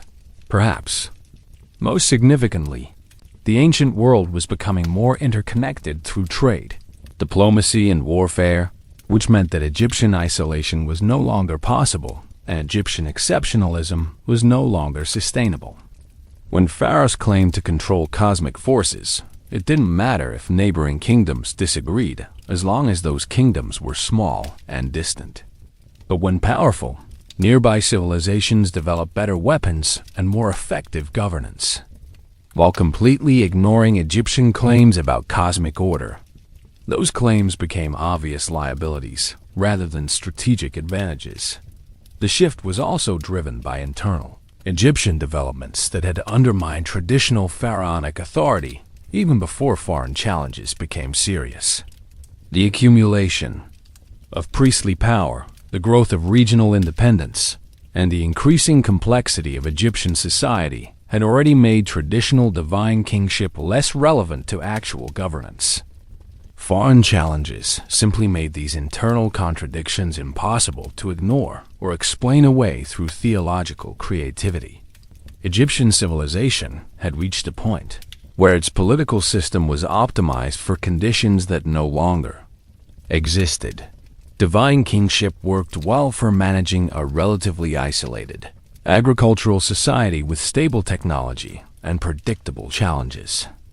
It worked poorly for managing an interconnected civilization facing rapid technological change, international competition, and complex administrative requirements that couldn't be solved through religious ceremonies or traditional wisdom. The turning point represented not just a political crisis, but a fundamental mismatch between Egyptian cultural assumptions and the realities of governing in a changing world. The problem wasn't that individual pharaohs were inadequate. The problem was that the entire concept of pharaonic authority had become obsolete for the challenges Egypt was facing. How change unfolded was neither sudden nor smooth, but rather a messy, centuries-long process of adaptation, resistance, and gradual transformation that left everyone involved confused about what pharaonic authority actually meant or how it was supposed to function in practice. The change didn't happen through dramatic revolution or sudden collapse, but through a series of compromises and accommodations that slowly transformed divine kingship into something completely different while maintaining the pretense that nothing fundamental had changed. Resistance to change came from multiple directions and often worked at cross purposes. Traditional pharaohs resisted acknowledging that their divine authority had practical limitations, which meant they continued making impossible promises and taking responsibility for uncontrollable events. Conservative priests resisted any modifications to traditional religious practices, which meant they opposed both reforms that might have made pharaonic authority more practical and adaptations that might have preserved pharaonic legitimacy under changing circumstances. Regional officials and military commanders often resisted change for opposite reasons. They had learned to operate effectively by working around pharaonic limitations, and they weren't eager to return to direct royal oversight. If pharaohs actually became more competent at practical governance, foreign allies resisted change because they had developed profitable relationships with Egyptian officials who operated independently of pharaonic control, and more effective pharaonic authority might disrupt those relationships. Champions of change were equally contradictory in their motivations and methods. Some pharaohs tried to reform the system by adopting foreign innovations while maintaining traditional divine authority, which created theological contradictions that satisfied nobody. Some priests championed change by accumulating independent power while claiming to preserve traditional religious values, which undermined pharaonic authority while also corrupting religious institutions. Military leaders sometimes championed change by adopting effective foreign tactics while maintaining ceremonial deference to pharaonic authority, which improved Egypt's military effectiveness, but also demonstrated that traditional Egyptian methods were inferior to foreign alternatives. Regional officials championed change by developing practical governance techniques while maintaining the fiction of pharaonic oversight, which improved local administration but also revealed that pharaonic authority was unnecessary for effective governance. The specific steps and stages of change were determined more by external pressures than internal planning. Egypt didn't choose to transform its political system. It was forced to adapt to challenges that made traditional pharaonic authority increasingly irrelevant. Each crisis required temporary accommodations that became permanent features of Egyptian governance, until the accumulated adaptations had completely transformed the system while preserving its original forms and terminology. Obstacles encountered included the theological requirement that any change had to be presented as restoration of eternal traditions, rather than adaptation to new circumstances. This meant that effective reforms had to be disguised as returns to ancient wisdom, which limited the types of changes that could be acknowledged and implemented. Cultural resistance to acknowledging pharaonic limitations made it difficult to develop realistic standards for pharaonic performance or accountability for pharaonic failures. Breakthrough moments often occurred when external crises made traditional approaches obviously inadequate, which created temporary opportunities for innovation and adaptation. But these breakthrough moments were followed by periods of reaction when traditional authorities tried to restore orthodox practices, which often undid whatever progress had been made toward more practical governance. The role of individuals versus larger forces reveals how individual pharaohs could affect the speed and direction of change, but couldn't prevent or reverse the fundamental transformation of pharaonic authority. Strong pharaohs like Ramesses II could temporarily restore traditional divine kingship through force of personality and enormous resource expenditure, but they couldn't solve the underlying contradictions that made traditional pharaonic authority unsustainable.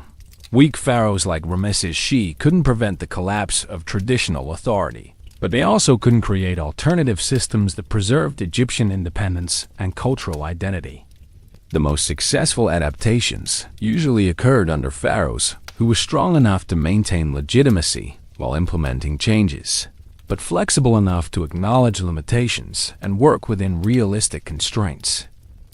Larger historical forces ultimately determined the trajectory of change, regardless of individual pharaonic capabilities.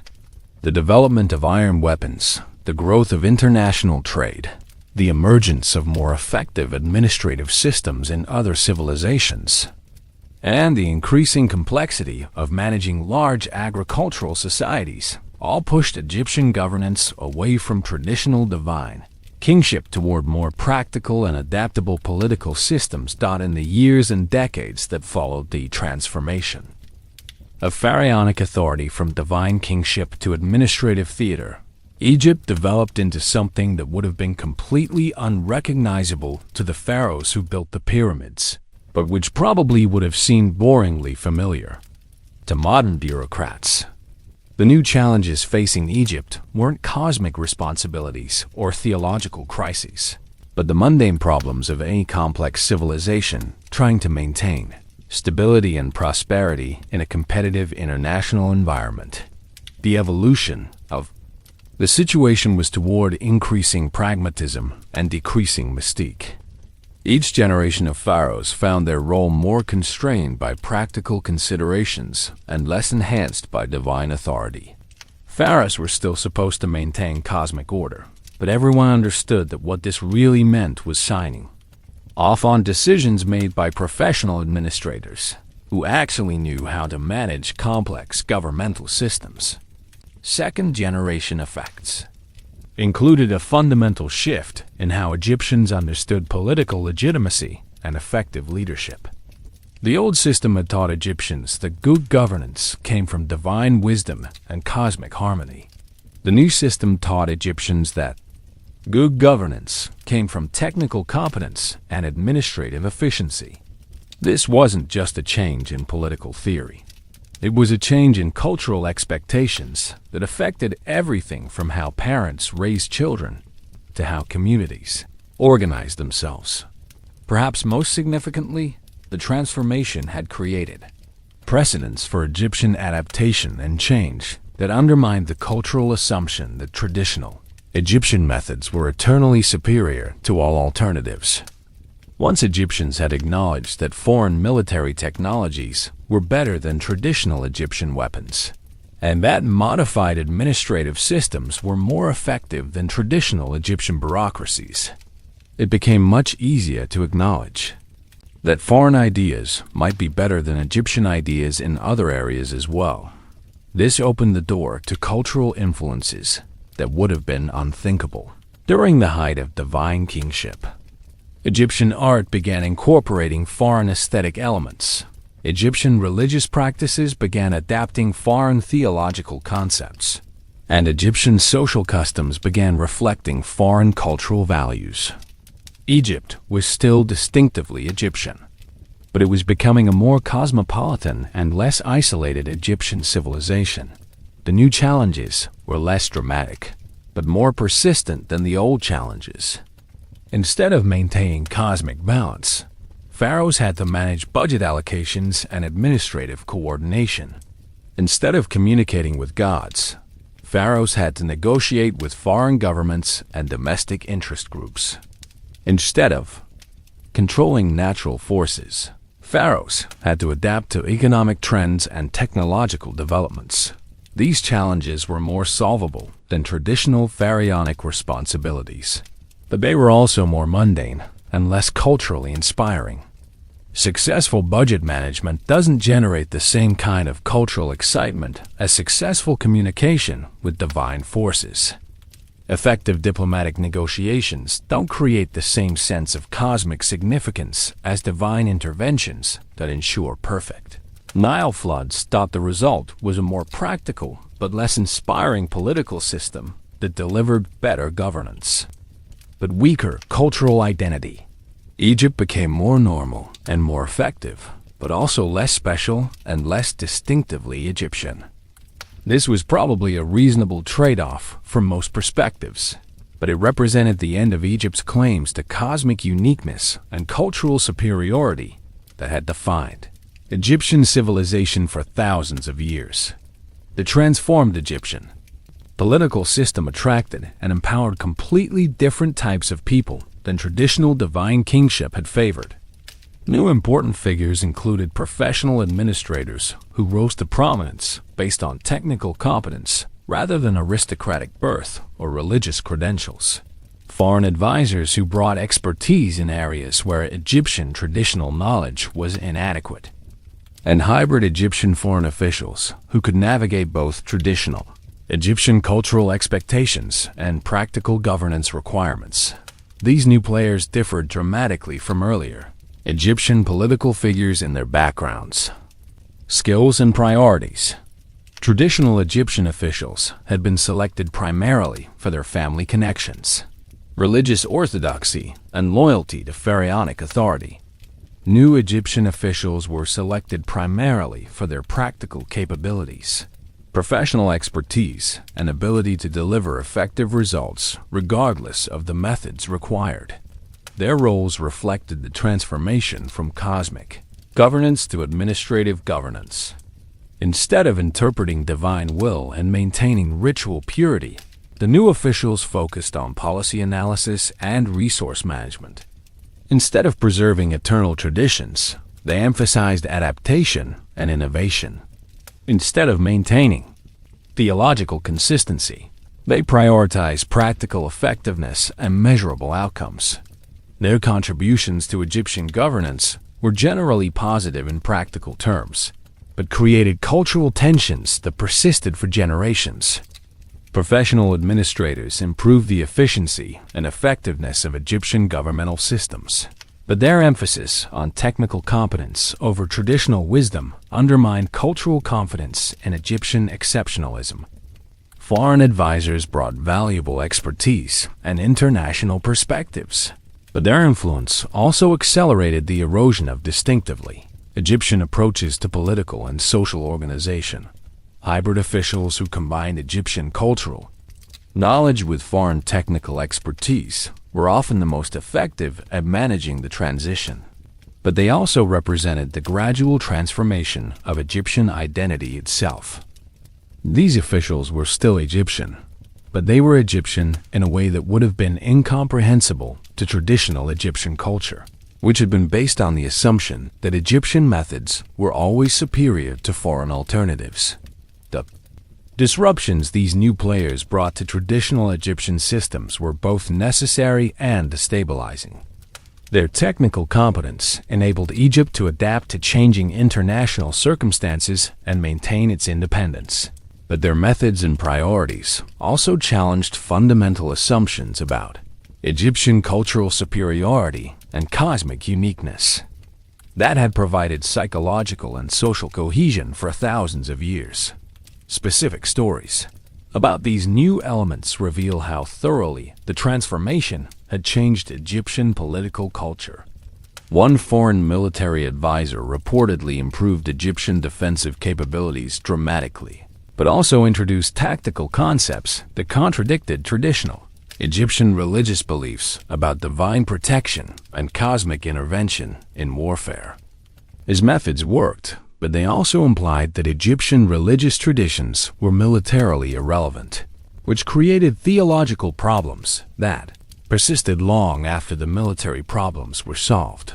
Another professional administrator streamlined Egyptian tax collection and resource allocation systems, making them more efficient and less corrupt than traditional methods.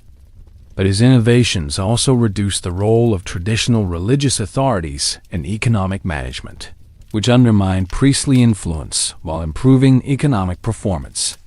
The practical benefits were obvious, but the cultural costs included weakening institutions that had provided social stability and cultural continuity for centuries. Perhaps most telling was the emergence of a new class of Egyptian officials who were culturally Egyptian but professionally international. These officials maintained Egyptian identities and participated in Egyptian cultural traditions, but their real expertise and primary loyalty was to effective governance rather than traditional Egyptian methods. They represented the future of Egyptian civilization, but also the end of Egyptian civilization as it had traditionally understood itself.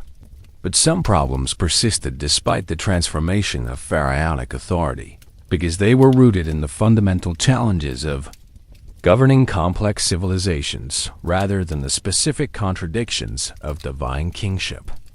Egypt still faced the basic problem of coordinating diverse regional interests, managing limited resources, and adapting to changing international circumstances, even when pharaohs were no longer claiming cosmic responsibility for solving these problems. What didn't get resolved through political transformation included the underlying tension between Egyptian cultural identity and practical governance requirements. Even when pharaohs became more realistic about their capabilities and limitations, Egyptian society still had to balance preservation of cultural traditions with adaptation to changing circumstances.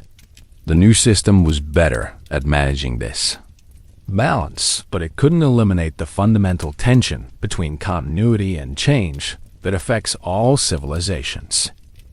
New versions of old problems emerged as Egyptian governance became more practical, but also more complex. Traditional divine kingship had created impossible expectations, but it had also provided clear authority structures and unquestioned legitimacy for difficult decisions. The new system created more reasonable expectations, but it also required more consultation, negotiation, and consensus building for every major decision, which sometimes made Egyptian governance slower and less decisive than traditional pharaonic authority had been. Cyclical patterns appeared as each generation of Egyptian leaders had to balance the competing demands of cultural preservation and practical adaptation. Leaders who emphasized cultural continuity often found themselves falling behind international developments and losing competitive advantages. Leaders who emphasized practical adaptation often found themselves losing cultural legitimacy and social cohesion. The specific balance varied with circumstances and personalities, but the underlying tension persisted regardless of how individual leaders approached it. Why certain issues proved intractable reveals the limitations of political reform for solving problems that are rooted in the human condition rather than specific institutional arrangements. Egypt still had to manage conflicts between different regions with different interests, balance immediate needs against long-term planning, and coordinate complex activities among thousands of people with diverse capabilities and motivations. These challenges exist in any complex society, regardless of its political system or cultural assumptions. The persistence of these problems also reflected the international context in which Egypt operated. Even when Egyptian governance became more practical and effective, Egypt still had to deal with foreign enemies who were also becoming more practical and effective. Technological and administrative improvements that made Egyptian governance more competitive were matched by similar improvements in other civilizations, which meant that Egypt's relative position didn't necessarily improve even when its absolute capabilities increased significantly. Economic pressures continued to shape Egyptian political choices regardless of how those choices were made or justified. Egypt's agricultural productivity still depended on Nile flood patterns that were beyond human control. Egypt's international trade still required maintaining relationships with foreign governments that had their own interests and priorities. And Egypt's military security still required resources and attention that competed with domestic development needs. Social tensions persisted between different classes, regions, and interest groups within Egyptian society, regardless of whether pharaohs claimed divine authority or acknowledged human limitations. Professional administrators were often more effective than traditional authorities at managing these tensions, but they couldn't eliminate the underlying conflicts of interest that generated social and political problems in any complex civilization. Perhaps most significantly, the fundamental challenge of leadership persisted even when leadership expectations became more realistic. Egyptian leaders still had to make difficult decisions with incomplete information, balance competing priorities with limited resources, and maintain social cohesion while adapting to changing circumstances. These challenges were more manageable when leaders didn't claim cosmic responsibility, but they remained challenging regardless of how modest or realistic leadership claims might be. Compared to earlier periods of Egyptian history, the transformed system was more practical and sustainable, but also less culturally distinctive and politically inspiring. Earlier Egyptian governance had been characterized by impossible ambitions and spectacular failures, but also by genuine achievements that reflected uniquely Egyptian approaches to political organization and cultural development. Later Egyptian governance was characterized by reasonable goals and moderate successes, but also by increasing resemblance to governance patterns found in other ancient civilizations. What was unique about Egypt's experience was the extent to which divine kingship had been developed as a comprehensive system for political legitimacy and social organization. Other ancient civilizations had divine or semi-divine rulers, but none had created such an elaborate and long-lasting system based on the ruler's cosmic responsibilities and divine authority. Egypt's transformation therefore represented the end of something historically unique rather than just another example of political evolution. What was universal about Egypt's experience was the challenge of adapting traditional political systems to changing international and technological circumstances. Every ancient civilization faced similar pressures from foreign enemies with better weapons, more effective administrative systems, and different cultural values. Egypt's specific responses were shaped by Egyptian cultural traditions and geographical circumstances, but the underlying challenges were common to all complex civilizations in the ancient world. Lessons that could be learned from Egypt's experience include the importance of designing political systems that can acknowledge limitations and adapt to changing circumstances without losing legitimacy. Egypt's transformation was successful in practical terms because it preserved enough traditional forms to maintain cultural continuity, while changing enough traditional functions to achieve practical effectiveness. Patterns that repeated elsewhere include the tendency for political systems based on impossible standards to create cycles of spectacular success followed by spectacular failure, and the difficulty of maintaining cultural identity while adapting to international pressures and technological changes. Egypt's experience was distinctive in its specific details, but similar in its general patterns to other civilizations that faced comparable challenges. The comparison also reveals how Egyptian geography and cultural traditions shaped both the development of divine kingship and its eventual transformation. Egypt's dependence on Nile River agriculture created conditions that favored centralized authority and cosmic explanations for natural phenomena, while Egypt's increasing involvement in international trade and warfare created pressures that favored practical competence over traditional authority. Modern times show similar tensions between traditional legitimacy and practical effectiveness, between cultural identity and international competitiveness, and between stable institutions and adaptive capacity.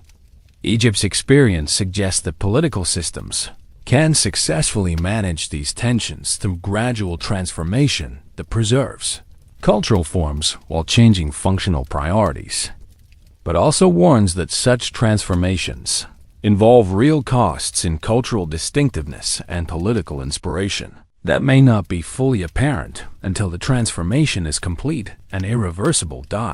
By the later periods of Egyptian history, signs pointed to the inevitable end of even the reformed version of pharaonic authority, as Egypt encountered challenges that no amount of practical governance could solve and enemies whose advantages couldn't be overcome through administrative efficiency or cultural adaptation. The warning signs were everywhere for anyone willing to acknowledge them. Egypt was becoming a regional power rather than a great civilization. Egyptian innovations were becoming copies of foreign developments rather than unique cultural achievements. And Egyptian independence was becoming increasingly dependent on the tolerance of larger more powerful empires rather than Egyptian strength and capability. What key players could see versus what they missed reveals the fundamental difficulty of recognizing historical transitions while living through them. Egyptian officials could see that individual challenges were becoming more difficult to manage, that foreign influences were becoming more prominent in Egyptian society, and that traditional sources of Egyptian strength were becoming less relevant to contemporary problems. But they couldn't see that these specific problems were symptoms of a larger transformation that was making Egyptian independence itself unsustainable. The resistance to inevitable change took various forms, but generally reflected the human tendency to assume that current problems are temporary setbacks rather than permanent shifts in historical circumstances. Some Egyptian leaders tried to restore traditional pharaonic authority through more elaborate ceremonies and more extensive claims to divine sanction, essentially trying to solve practical problems through increased mystification. Others tried to compete with foreign powers through imitation of foreign methods, essentially trying to become more successful versions of their competitors rather than developing distinctively Egyptian alternatives. Neither approach could address the fundamental problem that Egypt's traditional advantages, geographical isolation, agricultural wealth, and cultural prestige were becoming less important in a world where military technology, administrative sophistication, and economic innovation were the primary determinants of political success. Egypt could still compete in this new world, but only by becoming a different kind of civilization, which raised questions about whether successful adaptation would preserve anything distinctively Egyptian or simply transform Egypt into a generic ancient civilization with Egyptian-themed decorative elements. The warning signs also included demographic and economic indicators that suggested Egypt's traditional social and economic systems were becoming unsustainable under contemporary conditions. Egypt's population was increasingly concentrated in urban areas that required complex coordination and resource management, but Egyptian political traditions emphasized rural agricultural communities and traditional social hierarchies that were poorly adapted to urban complexity. Egypt's economy was increasingly dependent on international trade relationships that required flexibility and adaptation. But Egyptian cultural traditions emphasized stability and consistency that were poorly suited to rapidly changing market conditions. Perhaps most significantly, Egypt was producing fewer innovations and more imitations than at any previous period in its history. Egyptian art, architecture, military technology, administrative systems, and religious practices were all showing increasing foreign influence and decreasing distinctiveness. This wasn't necessarily negative from a practical perspective. Foreign influences often represented improvements over traditional Egyptian methods, but it suggested that Egyptian civilization was losing its creative independence and cultural autonomy, which raised questions about whether Egypt would remain Egypt in any meaningful sense, even if it survived as a political entity. How the era of meaningful pharaonic authority ended was less dramatic than the gradual decline might suggest, but more definitive than most Egyptians probably realized at the time. The final collapse came not through spectacular military defeats or internal revolutions, but through a series of foreign conquests that demonstrated conclusively that Egyptian independence was no longer sustainable, and that pharaonic authority was no longer relevant to the practical challenges of governing Egypt in the contemporary international environment. The specific events that marked the end included the Persian conquest under Cambyses II, which showed how easily foreign enemies could exploit Egyptian religious beliefs to achieve military victory, followed by successive conquests by other foreign powers who treated Egyptian pharaonic authority as a useful fiction for managing local populations rather than a legitimate form of political authority. The Persians, Greeks, and Romans all allowed pharaonic ceremonies to continue, and even participated in some pharaonic religious observances. But everyone understood that real political authority was exercised by foreign administrators who answered to foreign capitals rather than Egyptian gods. Final major players included the last pharaohs who attempted to maintain meaningful independence, such as Cleopatra VII, whose reign demonstrated both the possibilities and limitations of adapting pharaonic authority to contemporary international realities. Cleopatra was highly skilled at diplomacy and political maneuvering, but her strategies focused on manipulating foreign powers rather than developing independent Egyptian capabilities, which reflected the reality that Egypt could no longer compete with major international powers through its own resources and methods. The last attempts to preserve traditional pharaonic authority were both pathetic and poignant, reflecting the difficulty of acknowledging that systems that had worked for thousands of years were no longer viable under contemporary conditions. Some pharaohs tried to restore divine kingship through more elaborate religious ceremonies and more extensive claims to cosmic authority, essentially trying to solve practical problems through increased mystification. Others tried to maintain pharaonic legitimacy through alliance with foreign powers, essentially trying to preserve Egyptian independence by surrendering Egyptian autonomy. Neither approach could address the fundamental reality that pharaonic authority was designed for: a world that no longer existed and was poorly adapted to the challenges Egypt faced in the contemporary international environment. Divine kingship worked when Egypt was the dominant regional power surrounded by smaller, less sophisticated neighbors. It didn't work when Egypt was a medium-sized ancient civilization competing with larger, more innovative empires that had better technology and more effective administrative systems. The dramatic final moments were surprisingly undramatic: foreign conquest followed by administrative reorganization that preserved Egyptian cultural forms while eliminating Egyptian political independence. The symbolic endpoints included the death of Cleopatra VII and the formal incorporation of Egypt into the Roman Empire. But the real end of pharaonic authority had occurred much earlier, when it became clear that pharaohs could no longer effectively govern Egypt independently of foreign support and supervision. Gradual decline proved more historically significant than any specific dramatic events, because it revealed how thoroughly the international environment had changed and how completely Egyptian traditional advantages had become obsolete. Egypt didn't lose its independence through military incompetence or political failures, but through the historical transformation of the ancient world from a collection of relatively isolated regional civilizations into an interconnected international system that favored different types of political organization and different sources of competitive advantage. The process was so gradual that many Egyptians probably didn't realize that Egyptian independence had ended until long after it was too late to preserve it. Each foreign conquest could be understood as a temporary setback that would eventually be reversed through traditional Egyptian resilience and divine favor. Each accommodation to foreign influence could be justified as a practical adaptation that preserved essential Egyptian values while adjusting to temporary circumstances.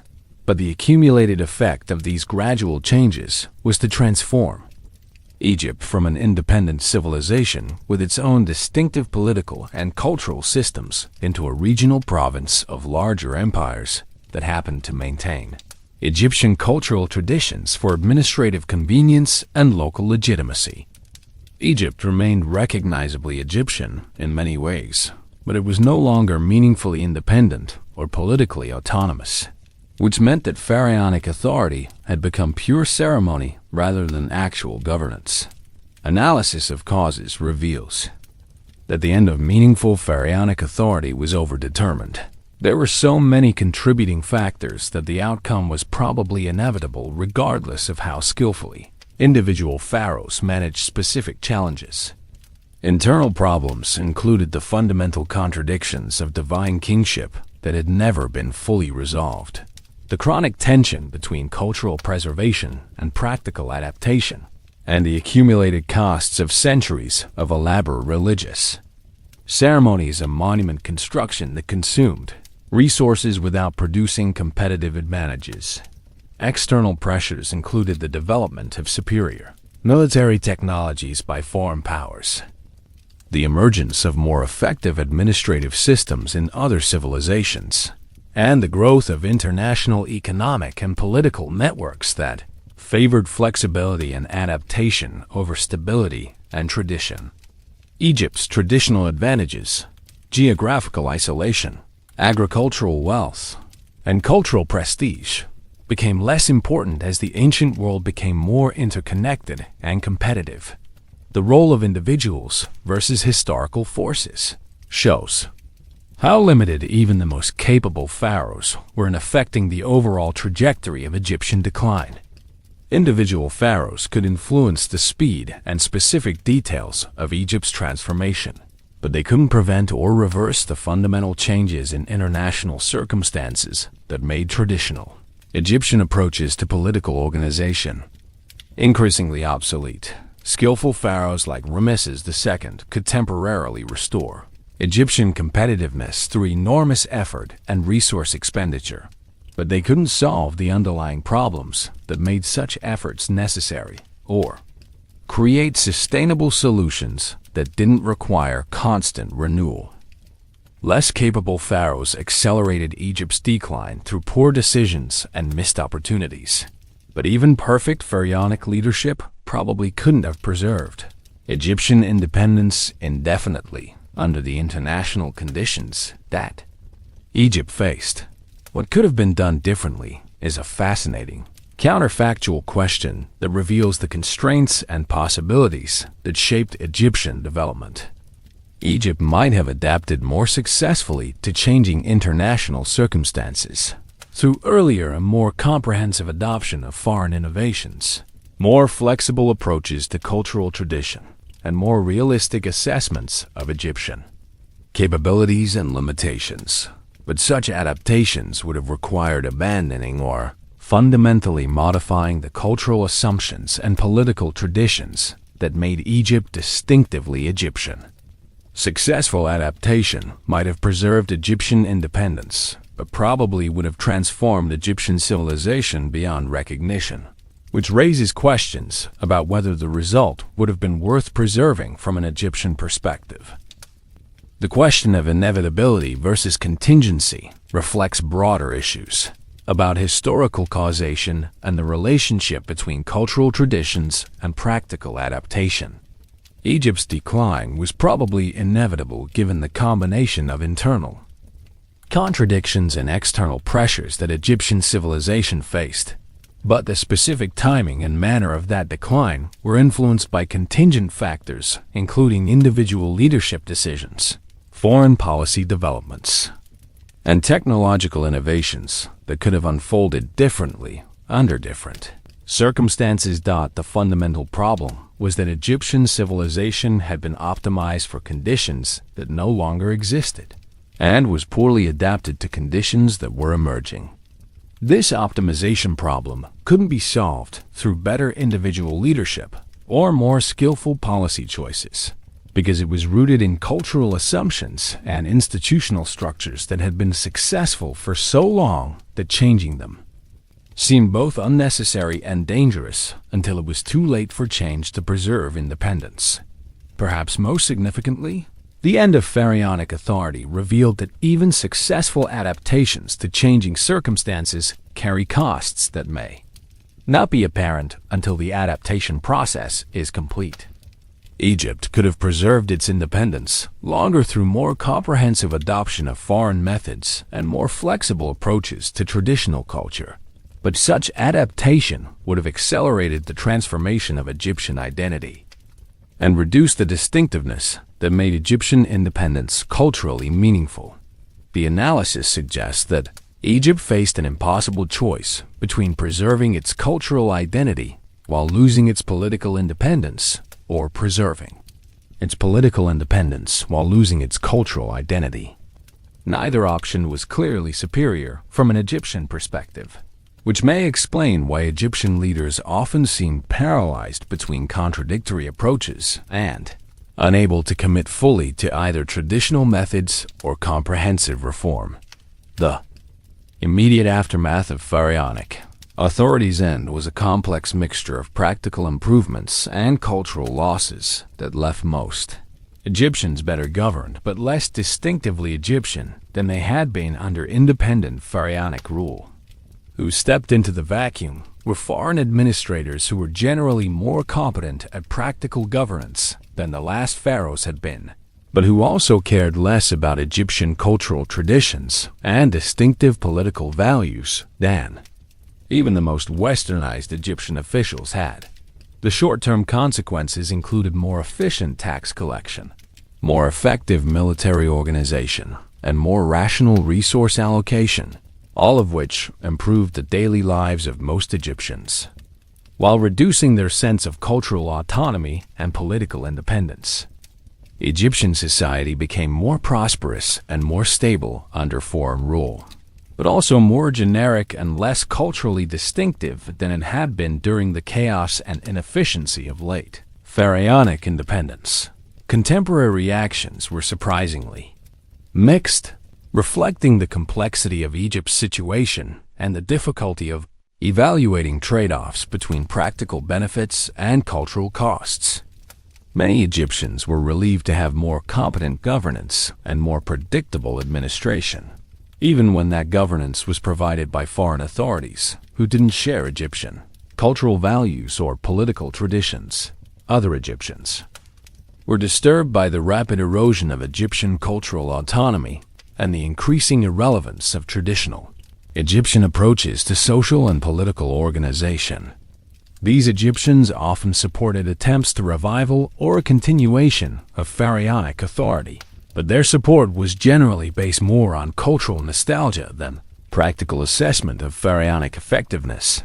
Attempts to revival or continuation of pharaonic traditions took various forms, but generally involved preserving ceremonial and cultural elements of divine kingship while acknowledging the practical reality of foreign political control. These attempts were partially successful in maintaining Egyptian cultural identity and social cohesion, but they also created confused situations where traditional Egyptian authorities competed with foreign administrators for legitimacy and influence, without either side having clear authority or responsibility for governance outcomes. The immediate legacy also included a fundamental transformation of Egyptian cultural self-understanding that affected how Egyptians related to their own history and traditions.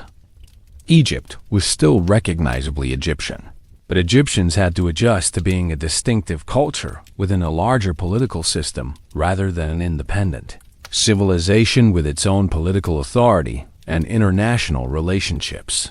This adjustment was probably necessary and ultimately beneficial for most Egyptians, but it also marked the end of Egypt's historical role as an independent center of political and cultural innovation.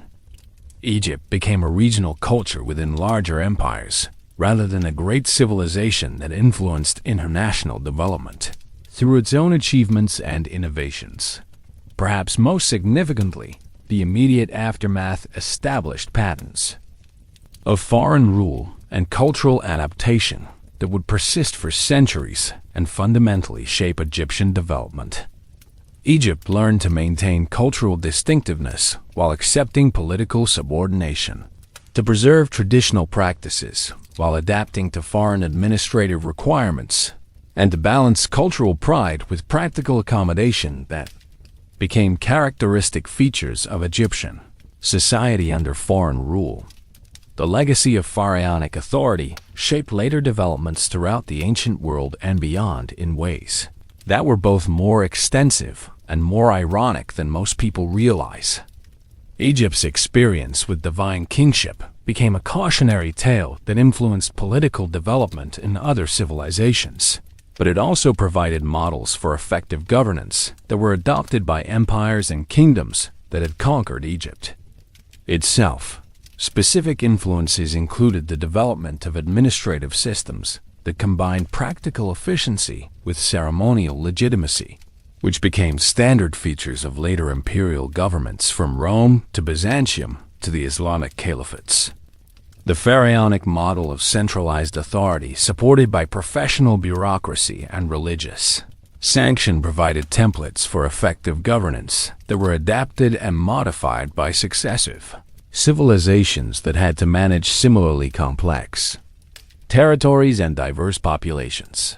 How later generations viewed pharaonic authority reveals the persistent appeal of the idea that political leadership should involve more than just practical administration, that effective governance requires some connection to larger purposes and deeper values that transcend immediate political expedience.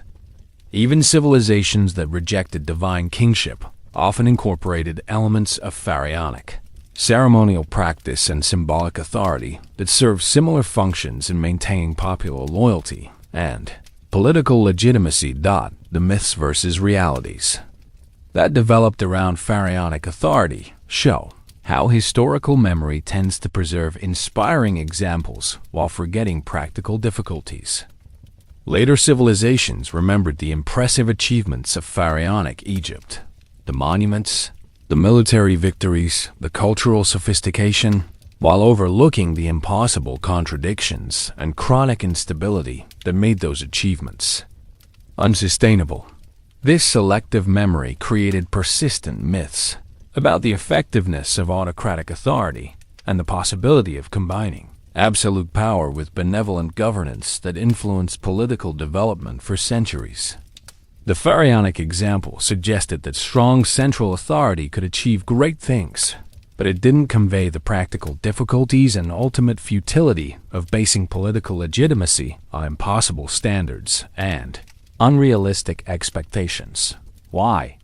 Pharaonic authority remained important in some contexts while being forgotten in others, reflected the different ways that later civilizations understood the relationship between political power and cultural identity. Civilizations that faced similar challenges to those that had confronted pharaonic Egypt, managing diverse populations, coordinating complex activities, maintaining legitimacy while adapting to changing circumstances, often found pharaonic models relevant and inspiring. Civilizations that developed different approaches to political organization or faced different types of challenges often found pharaonic examples irrelevant or counterproductive. The pharaonic legacy was most influential in contexts where centralized authority and ceremonial legitimacy were important for maintaining social cohesion and political stability. The historical impact also included negative lessons about the dangers of political systems that claim perfection or divine sanction, but can adapt to changing circumstances or acknowledge practical limitations. Egypt's experience demonstrated how even successful and long-lasting political systems could become obsolete if they couldn't evolve to meet new challenges or modify unrealistic expectations. These negative lessons were often ignored by later civilizations that were attracted to the impressive achievements of pharaonic Egypt without understanding the contradictions and costs that made those achievements ultimately unsustainable. The result was a pattern of political development that repeatedly attempted to recreate pharaonic-style authority without addressing the fundamental problems that had made pharaonic authority unstable and ultimately ineffective. Perhaps most significantly, the pharaonic legacy established lasting patterns for understanding the relationship between political authority and cultural identity that continue to influence political development in the modern world. The idea that effective governance requires cultural legitimacy as well as practical competence, and that political leaders should embody cultural values as well as administrative capabilities, derives partly from pharaonic models that emphasize the ruler's role as cultural representative and symbolic focus for collective identity. Today, We can see echoes of pharaonic authority in modern examples that range from obviously autocratic regimes to surprisingly democratic political systems that struggle with similar contradictions between practical governance requirements and popular expectations for leadership that transcends ordinary political limitations. The specific parallels are often more subtle than direct comparisons might suggest, but the underlying patterns remain remarkably consistent across different historical periods and cultural contexts. Specific parallels include modern political leaders who claim special insight or authority based on their connection to fundamental principles or values that transcend ordinary political considerations. Like pharaohs claiming divine wisdom, modern leaders often claim special understanding of economic laws, historical trends, or social principles that justify extraordinary authority and excuse practical failures as temporary setbacks in larger cosmic processes. The pattern is particularly visible in revolutionary movements and ideological regimes that base legitimacy on claims to represent ultimate truth or historical necessity, rather than practical effectiveness or popular accountability. These movements often create similar contradictions to those that plagued pharaonic authority. They promise perfect solutions to complex problems, claim infallible wisdom that can't be questioned, and take responsibility for outcomes they can't actually control. What hasn't changed about human nature includes the persistent appeal of leadership that promises to solve complex problems through superior wisdom or authority, and the tendency for people to prefer inspiring myths about political possibilities over realistic assessments of practical limitations.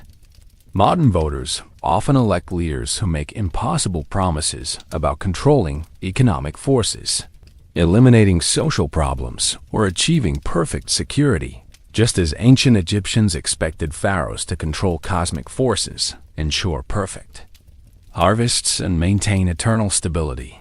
Similar patterns in different contexts appear in corporate leadership, religious authority, and social movements that create impossible expectations for their leaders and then experience disillusionment when those expectations aren't met. The modern equivalent of pharaonic cosmic responsibility might be corporate CEOs who are expected to control market forces, religious leaders who are expected to provide perfect moral guidance, or political movements that promise to eliminate all social problems through correct ideology. The parallels extend to institutional patterns, as well as individual leadership expectations. Modern bureaucracies often develop similar tensions between practical efficiency and legitimacy maintenance that characterized late pharaonic administration.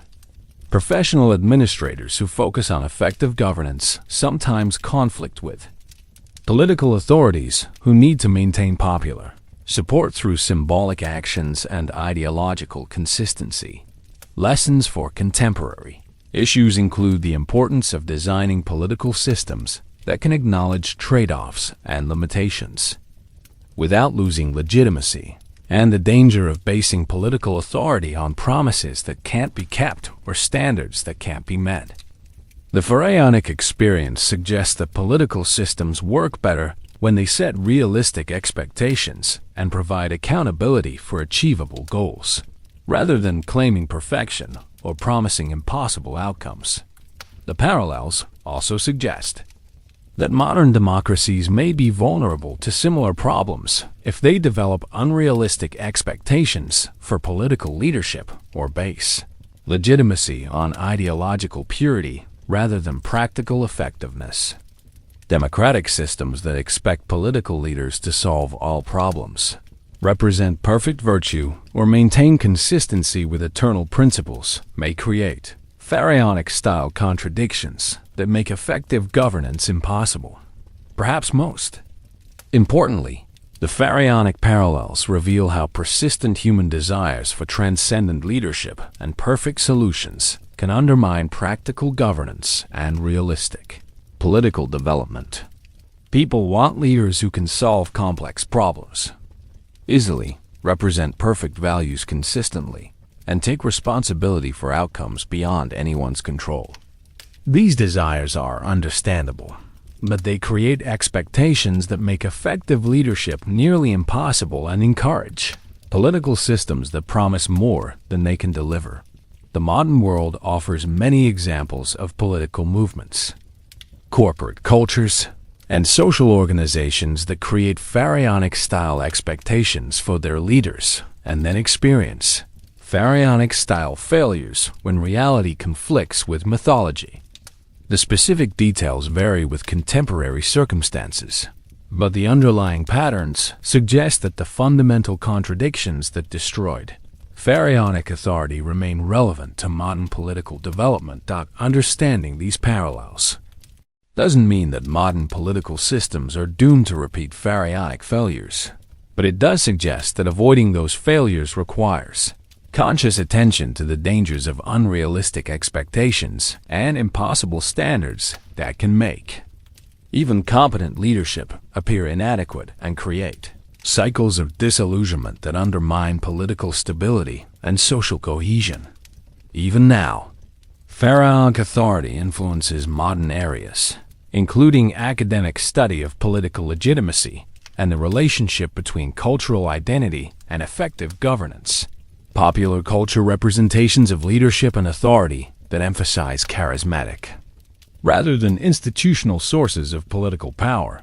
Political discourse about the proper role of government and the relationship between individual leaders and collective welfare, and social movements that seek to combine practical reform with symbolic transformation of cultural values and social relationships.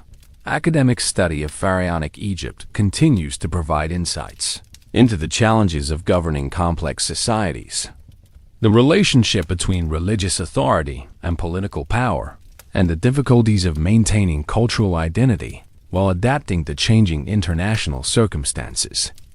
Modern political scientists and historians use pharaonic examples to understand patterns of political development that appear in different forms across various historical periods and cultural contexts. Popular culture references to pharaonic authority often emphasize the impressive achievements and mysterious wisdom of ancient Egyptian civilization, while overlooking the practical difficulties and ultimate failures that made pharaonic authority unsustainable. These popular representations reinforce myths about the effectiveness of autocratic leadership and the possibility of perfect governance that continue to influence modern political expectations and voter behavior. Political discourse about contemporary leadership often includes implicit references to pharaonic models when politicians claim special insight or authority that justifies extraordinary power or excuses practical failures. Modern political rhetoric frequently echoes pharaonic themes about the leader's cosmic responsibilities, divine wisdom, or special connection to fundamental principles that transcend ordinary political considerations. Social movements that combine practical reform goals with broader cultural transformation often develop organizational patterns and leadership expectations that resemble pharaonic authority in their combination of practical responsibilities and symbolic significance. These movements may create similar contradictions between effective organization and inspiring leadership that characterized pharaonic governance. Why people still care about pharaonic authority reflects persistent human interest in the possibilities and limitations of political leadership, the relationship between individual authority and collective welfare, and the challenges of governing complex societies while maintaining cultural identity and social cohesion. The pharaonic example remains relevant not because it provides models to imitate, but because it illustrates patterns and problems that continue to appear in different forms in contemporary political development. The continuing influence also reflects the enduring appeal of Egypt's cultural achievements and the ongoing fascination with civilizations that achieved impressive accomplishments while facing fundamental contradictions that ultimately proved unsolvable through political innovation or cultural creativity alone. Looking back across 3,000 years of pharaonic authority, we've seen how one of history's most impressive political systems was also one of its most impossible jobs, creating a cycle of spectacular achievements followed by inevitable failures. That ultimately revealed the fundamental contradictions between human limitations and divine expectations. The key patterns that emerged include the persistent tension between practical governance requirements and cosmic responsibility claims, the tendency for successful adaptations to create new problems that were worse than the original challenges, and the ultimate impossibility of maintaining political legitimacy based on promises that exceeded human capabilities. Most surprising discoveries included how often pharaonic failures resulted from success rather than incompetence. Successful pharaohs, like Ramesses II, created expectations that made normal achievement look like failure, while unsuccessful pharaohs, like Akhenaten, often failed because they tried to solve real problems through methods that were theoretically correct but practically impossible. The pattern suggests that the pharaonic system was designed to ensure failure regardless of individual pharaonic capabilities or intentions. Most important takeaways center on the dangers of political systems that base legitimacy on impossible standards rather than achievable goals and realistic accountability. The pharaonic experience demonstrates how even successful and long-lasting political systems can become obsolete if they can't acknowledge limitations, adapt to changing circumstances, or modify unrealistic expectations without undermining their fundamental legitimacy. How understanding has evolved reflects broader changes in how modern people think about political authority and the relationship between individual leadership and institutional effectiveness. Early modern historians often focused on individual pharaonic personalities and specific policy decisions, while contemporary analysis emphasizes systemic contradictions and structural problems that made pharaonic authority inherently unstable. Regardless of individual leadership quality, the evolution of understanding also reflects changing perspectives on the relationship between cultural achievement and political effectiveness. Traditional historical approaches often assume that impressive cultural achievements indicated effective political systems, while contemporary analysis recognizes that cultural achievement and political effectiveness may be independent or even inversely related phenomena. Perhaps most significantly, the journey through pharaonic history reveals how political systems that claim perfection or divine sanction create expectations that make effective governance nearly impossible and generate cycles of disillusionment that undermine social cohesion and political stability. The pharaohs' tragedy wasn't that they were inadequate leaders, but that they were trapped in a system designed to ensure that even adequate leadership would appear inadequate by the standards that justified their authority. The journey also demonstrates how institutional success can create conditions for institutional failure. The pharaohs' success in creating effective administrative systems ultimately generated competitors for their authority, while their success in establishing religious legitimacy created theological standards that no human ruler could consistently meet. The achievements that made pharaonic rule effective also made it unsustainable. Understanding pharaonic authority provides insights into contemporary political challenges, including the tension between campaign promises and governing realities, the relationship between popular expectations and practical possibilities, and the dangers of political rhetoric that encourages unrealistic standards for leadership performance. The specific contexts differ dramatically, but the underlying patterns remain remarkably consistent across different historical periods and political systems. One final compelling anecdote encapsulates everything we've explored about the impossible nature of pharaonic authority. The story of how Cambyses II conquered Egypt by exploiting the very religious beliefs that were supposed to make pharaonic authority divinely protected and militarily invincible. When Cambyses ordered his soldiers to paint cats on their shields and drive sacred animals in front of their army, he wasn't just using clever military tactics. He was demonstrating how pharaonic claims to cosmic authority could be turned into pharaonic vulnerabilities by enemies who understood Egyptian culture well enough to weaponize it. This story encapsulates the broader themes because it shows how pharaonic strengths and weaknesses were often the same things viewed from different perspectives. Egyptian religious devotion was both a source of social cohesion that enabled impressive collective achievements and a strategic vulnerability that could be exploited by enemies who didn't share Egyptian theological commitments. Pharaonic claims to divine authority were both sources of legitimacy that justified extraordinary power and sources of impossible expectations that guaranteed eventual failure. Why the story reveals everything we've discussed is that it demonstrates the fundamental contradiction at the heart of divine kingship. The pharaoh was supposed to be powerful enough to control cosmic forces, but was actually vulnerable to anyone who could manipulate the religious beliefs that justified pharaonic authority. The pharaoh claimed divine wisdom and cosmic responsibility, but was defeated by a foreign enemy who simply understood Egyptian psychology better than the pharaoh understood military strategy.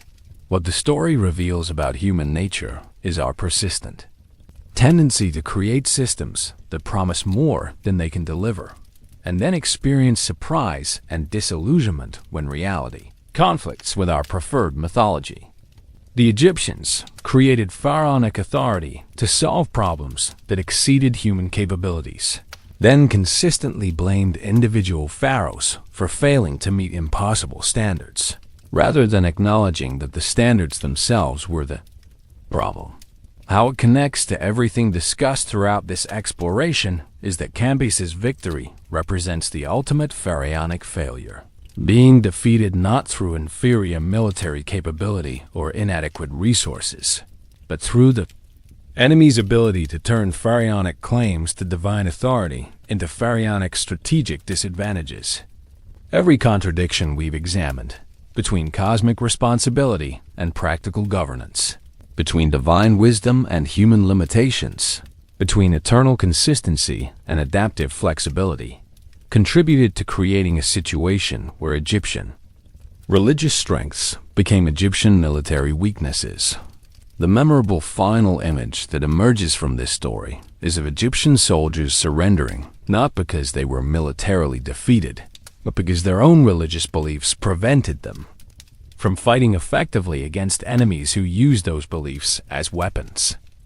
This image captures the essential tragedy of pharaonic authority, a system designed to make Egypt invincible that ultimately made Egypt vulnerable to anyone clever enough to understand how pharaonic claims to divine power could be turned against pharaonic practical interests. The story also illustrates how external challenges consistently revealed the internal contradictions of pharaonic authority. Egypt's enemies didn't need to be stronger than Egypt.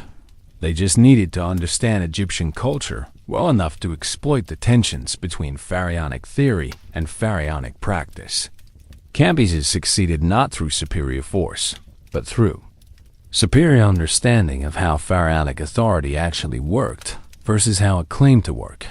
Perhaps most poignantly, the story suggests that pharaonic authority contained the seeds of its own destruction. The very qualities that made it distinctive and inspiring also made it vulnerable and ultimately unsustainable. The pharaoh's commitment to cosmic responsibility and divine authority created both their greatest achievements and their ultimate downfall, because those commitments generated expectations and obligations that exceeded human capabilities while creating strategic vulnerabilities that could be exploited by more pragmatic enemies who understood Egyptian culture better than Egyptians understood their own strategic situation. Gentle conclusion then. We've journeyed through the rise and fall of one of history's most ambitious political experiments, the attempt to solve human problems through divine authority and cosmic responsibility. The pharaohs tried to be something more than human leaders. And in many ways, they succeeded in creating something unique and inspiring in human history. But they also discovered the ultimate limits of political ambition and the inevitable costs of promising more than any human institution can deliver. Appreciation for this journey includes recognition that the pharaohs' failures were often more instructive than their successes, because those failures revealed persistent patterns in human political behavior that continue to shape contemporary challenges. Understanding why it sucked to be a pharaoh helps us understand why political leadership remains difficult even under much more favorable circumstances and realistic expectations. The invitation to reflection centers on what we can learn from the pharaoh's experience about the proper relationship between political authority and human limitations, between cultural inspiration and practical governance, and between individual leadership and institutional effectiveness. Their story ended thousands of years ago, but the questions they struggled with remain as relevant and challenging as ever.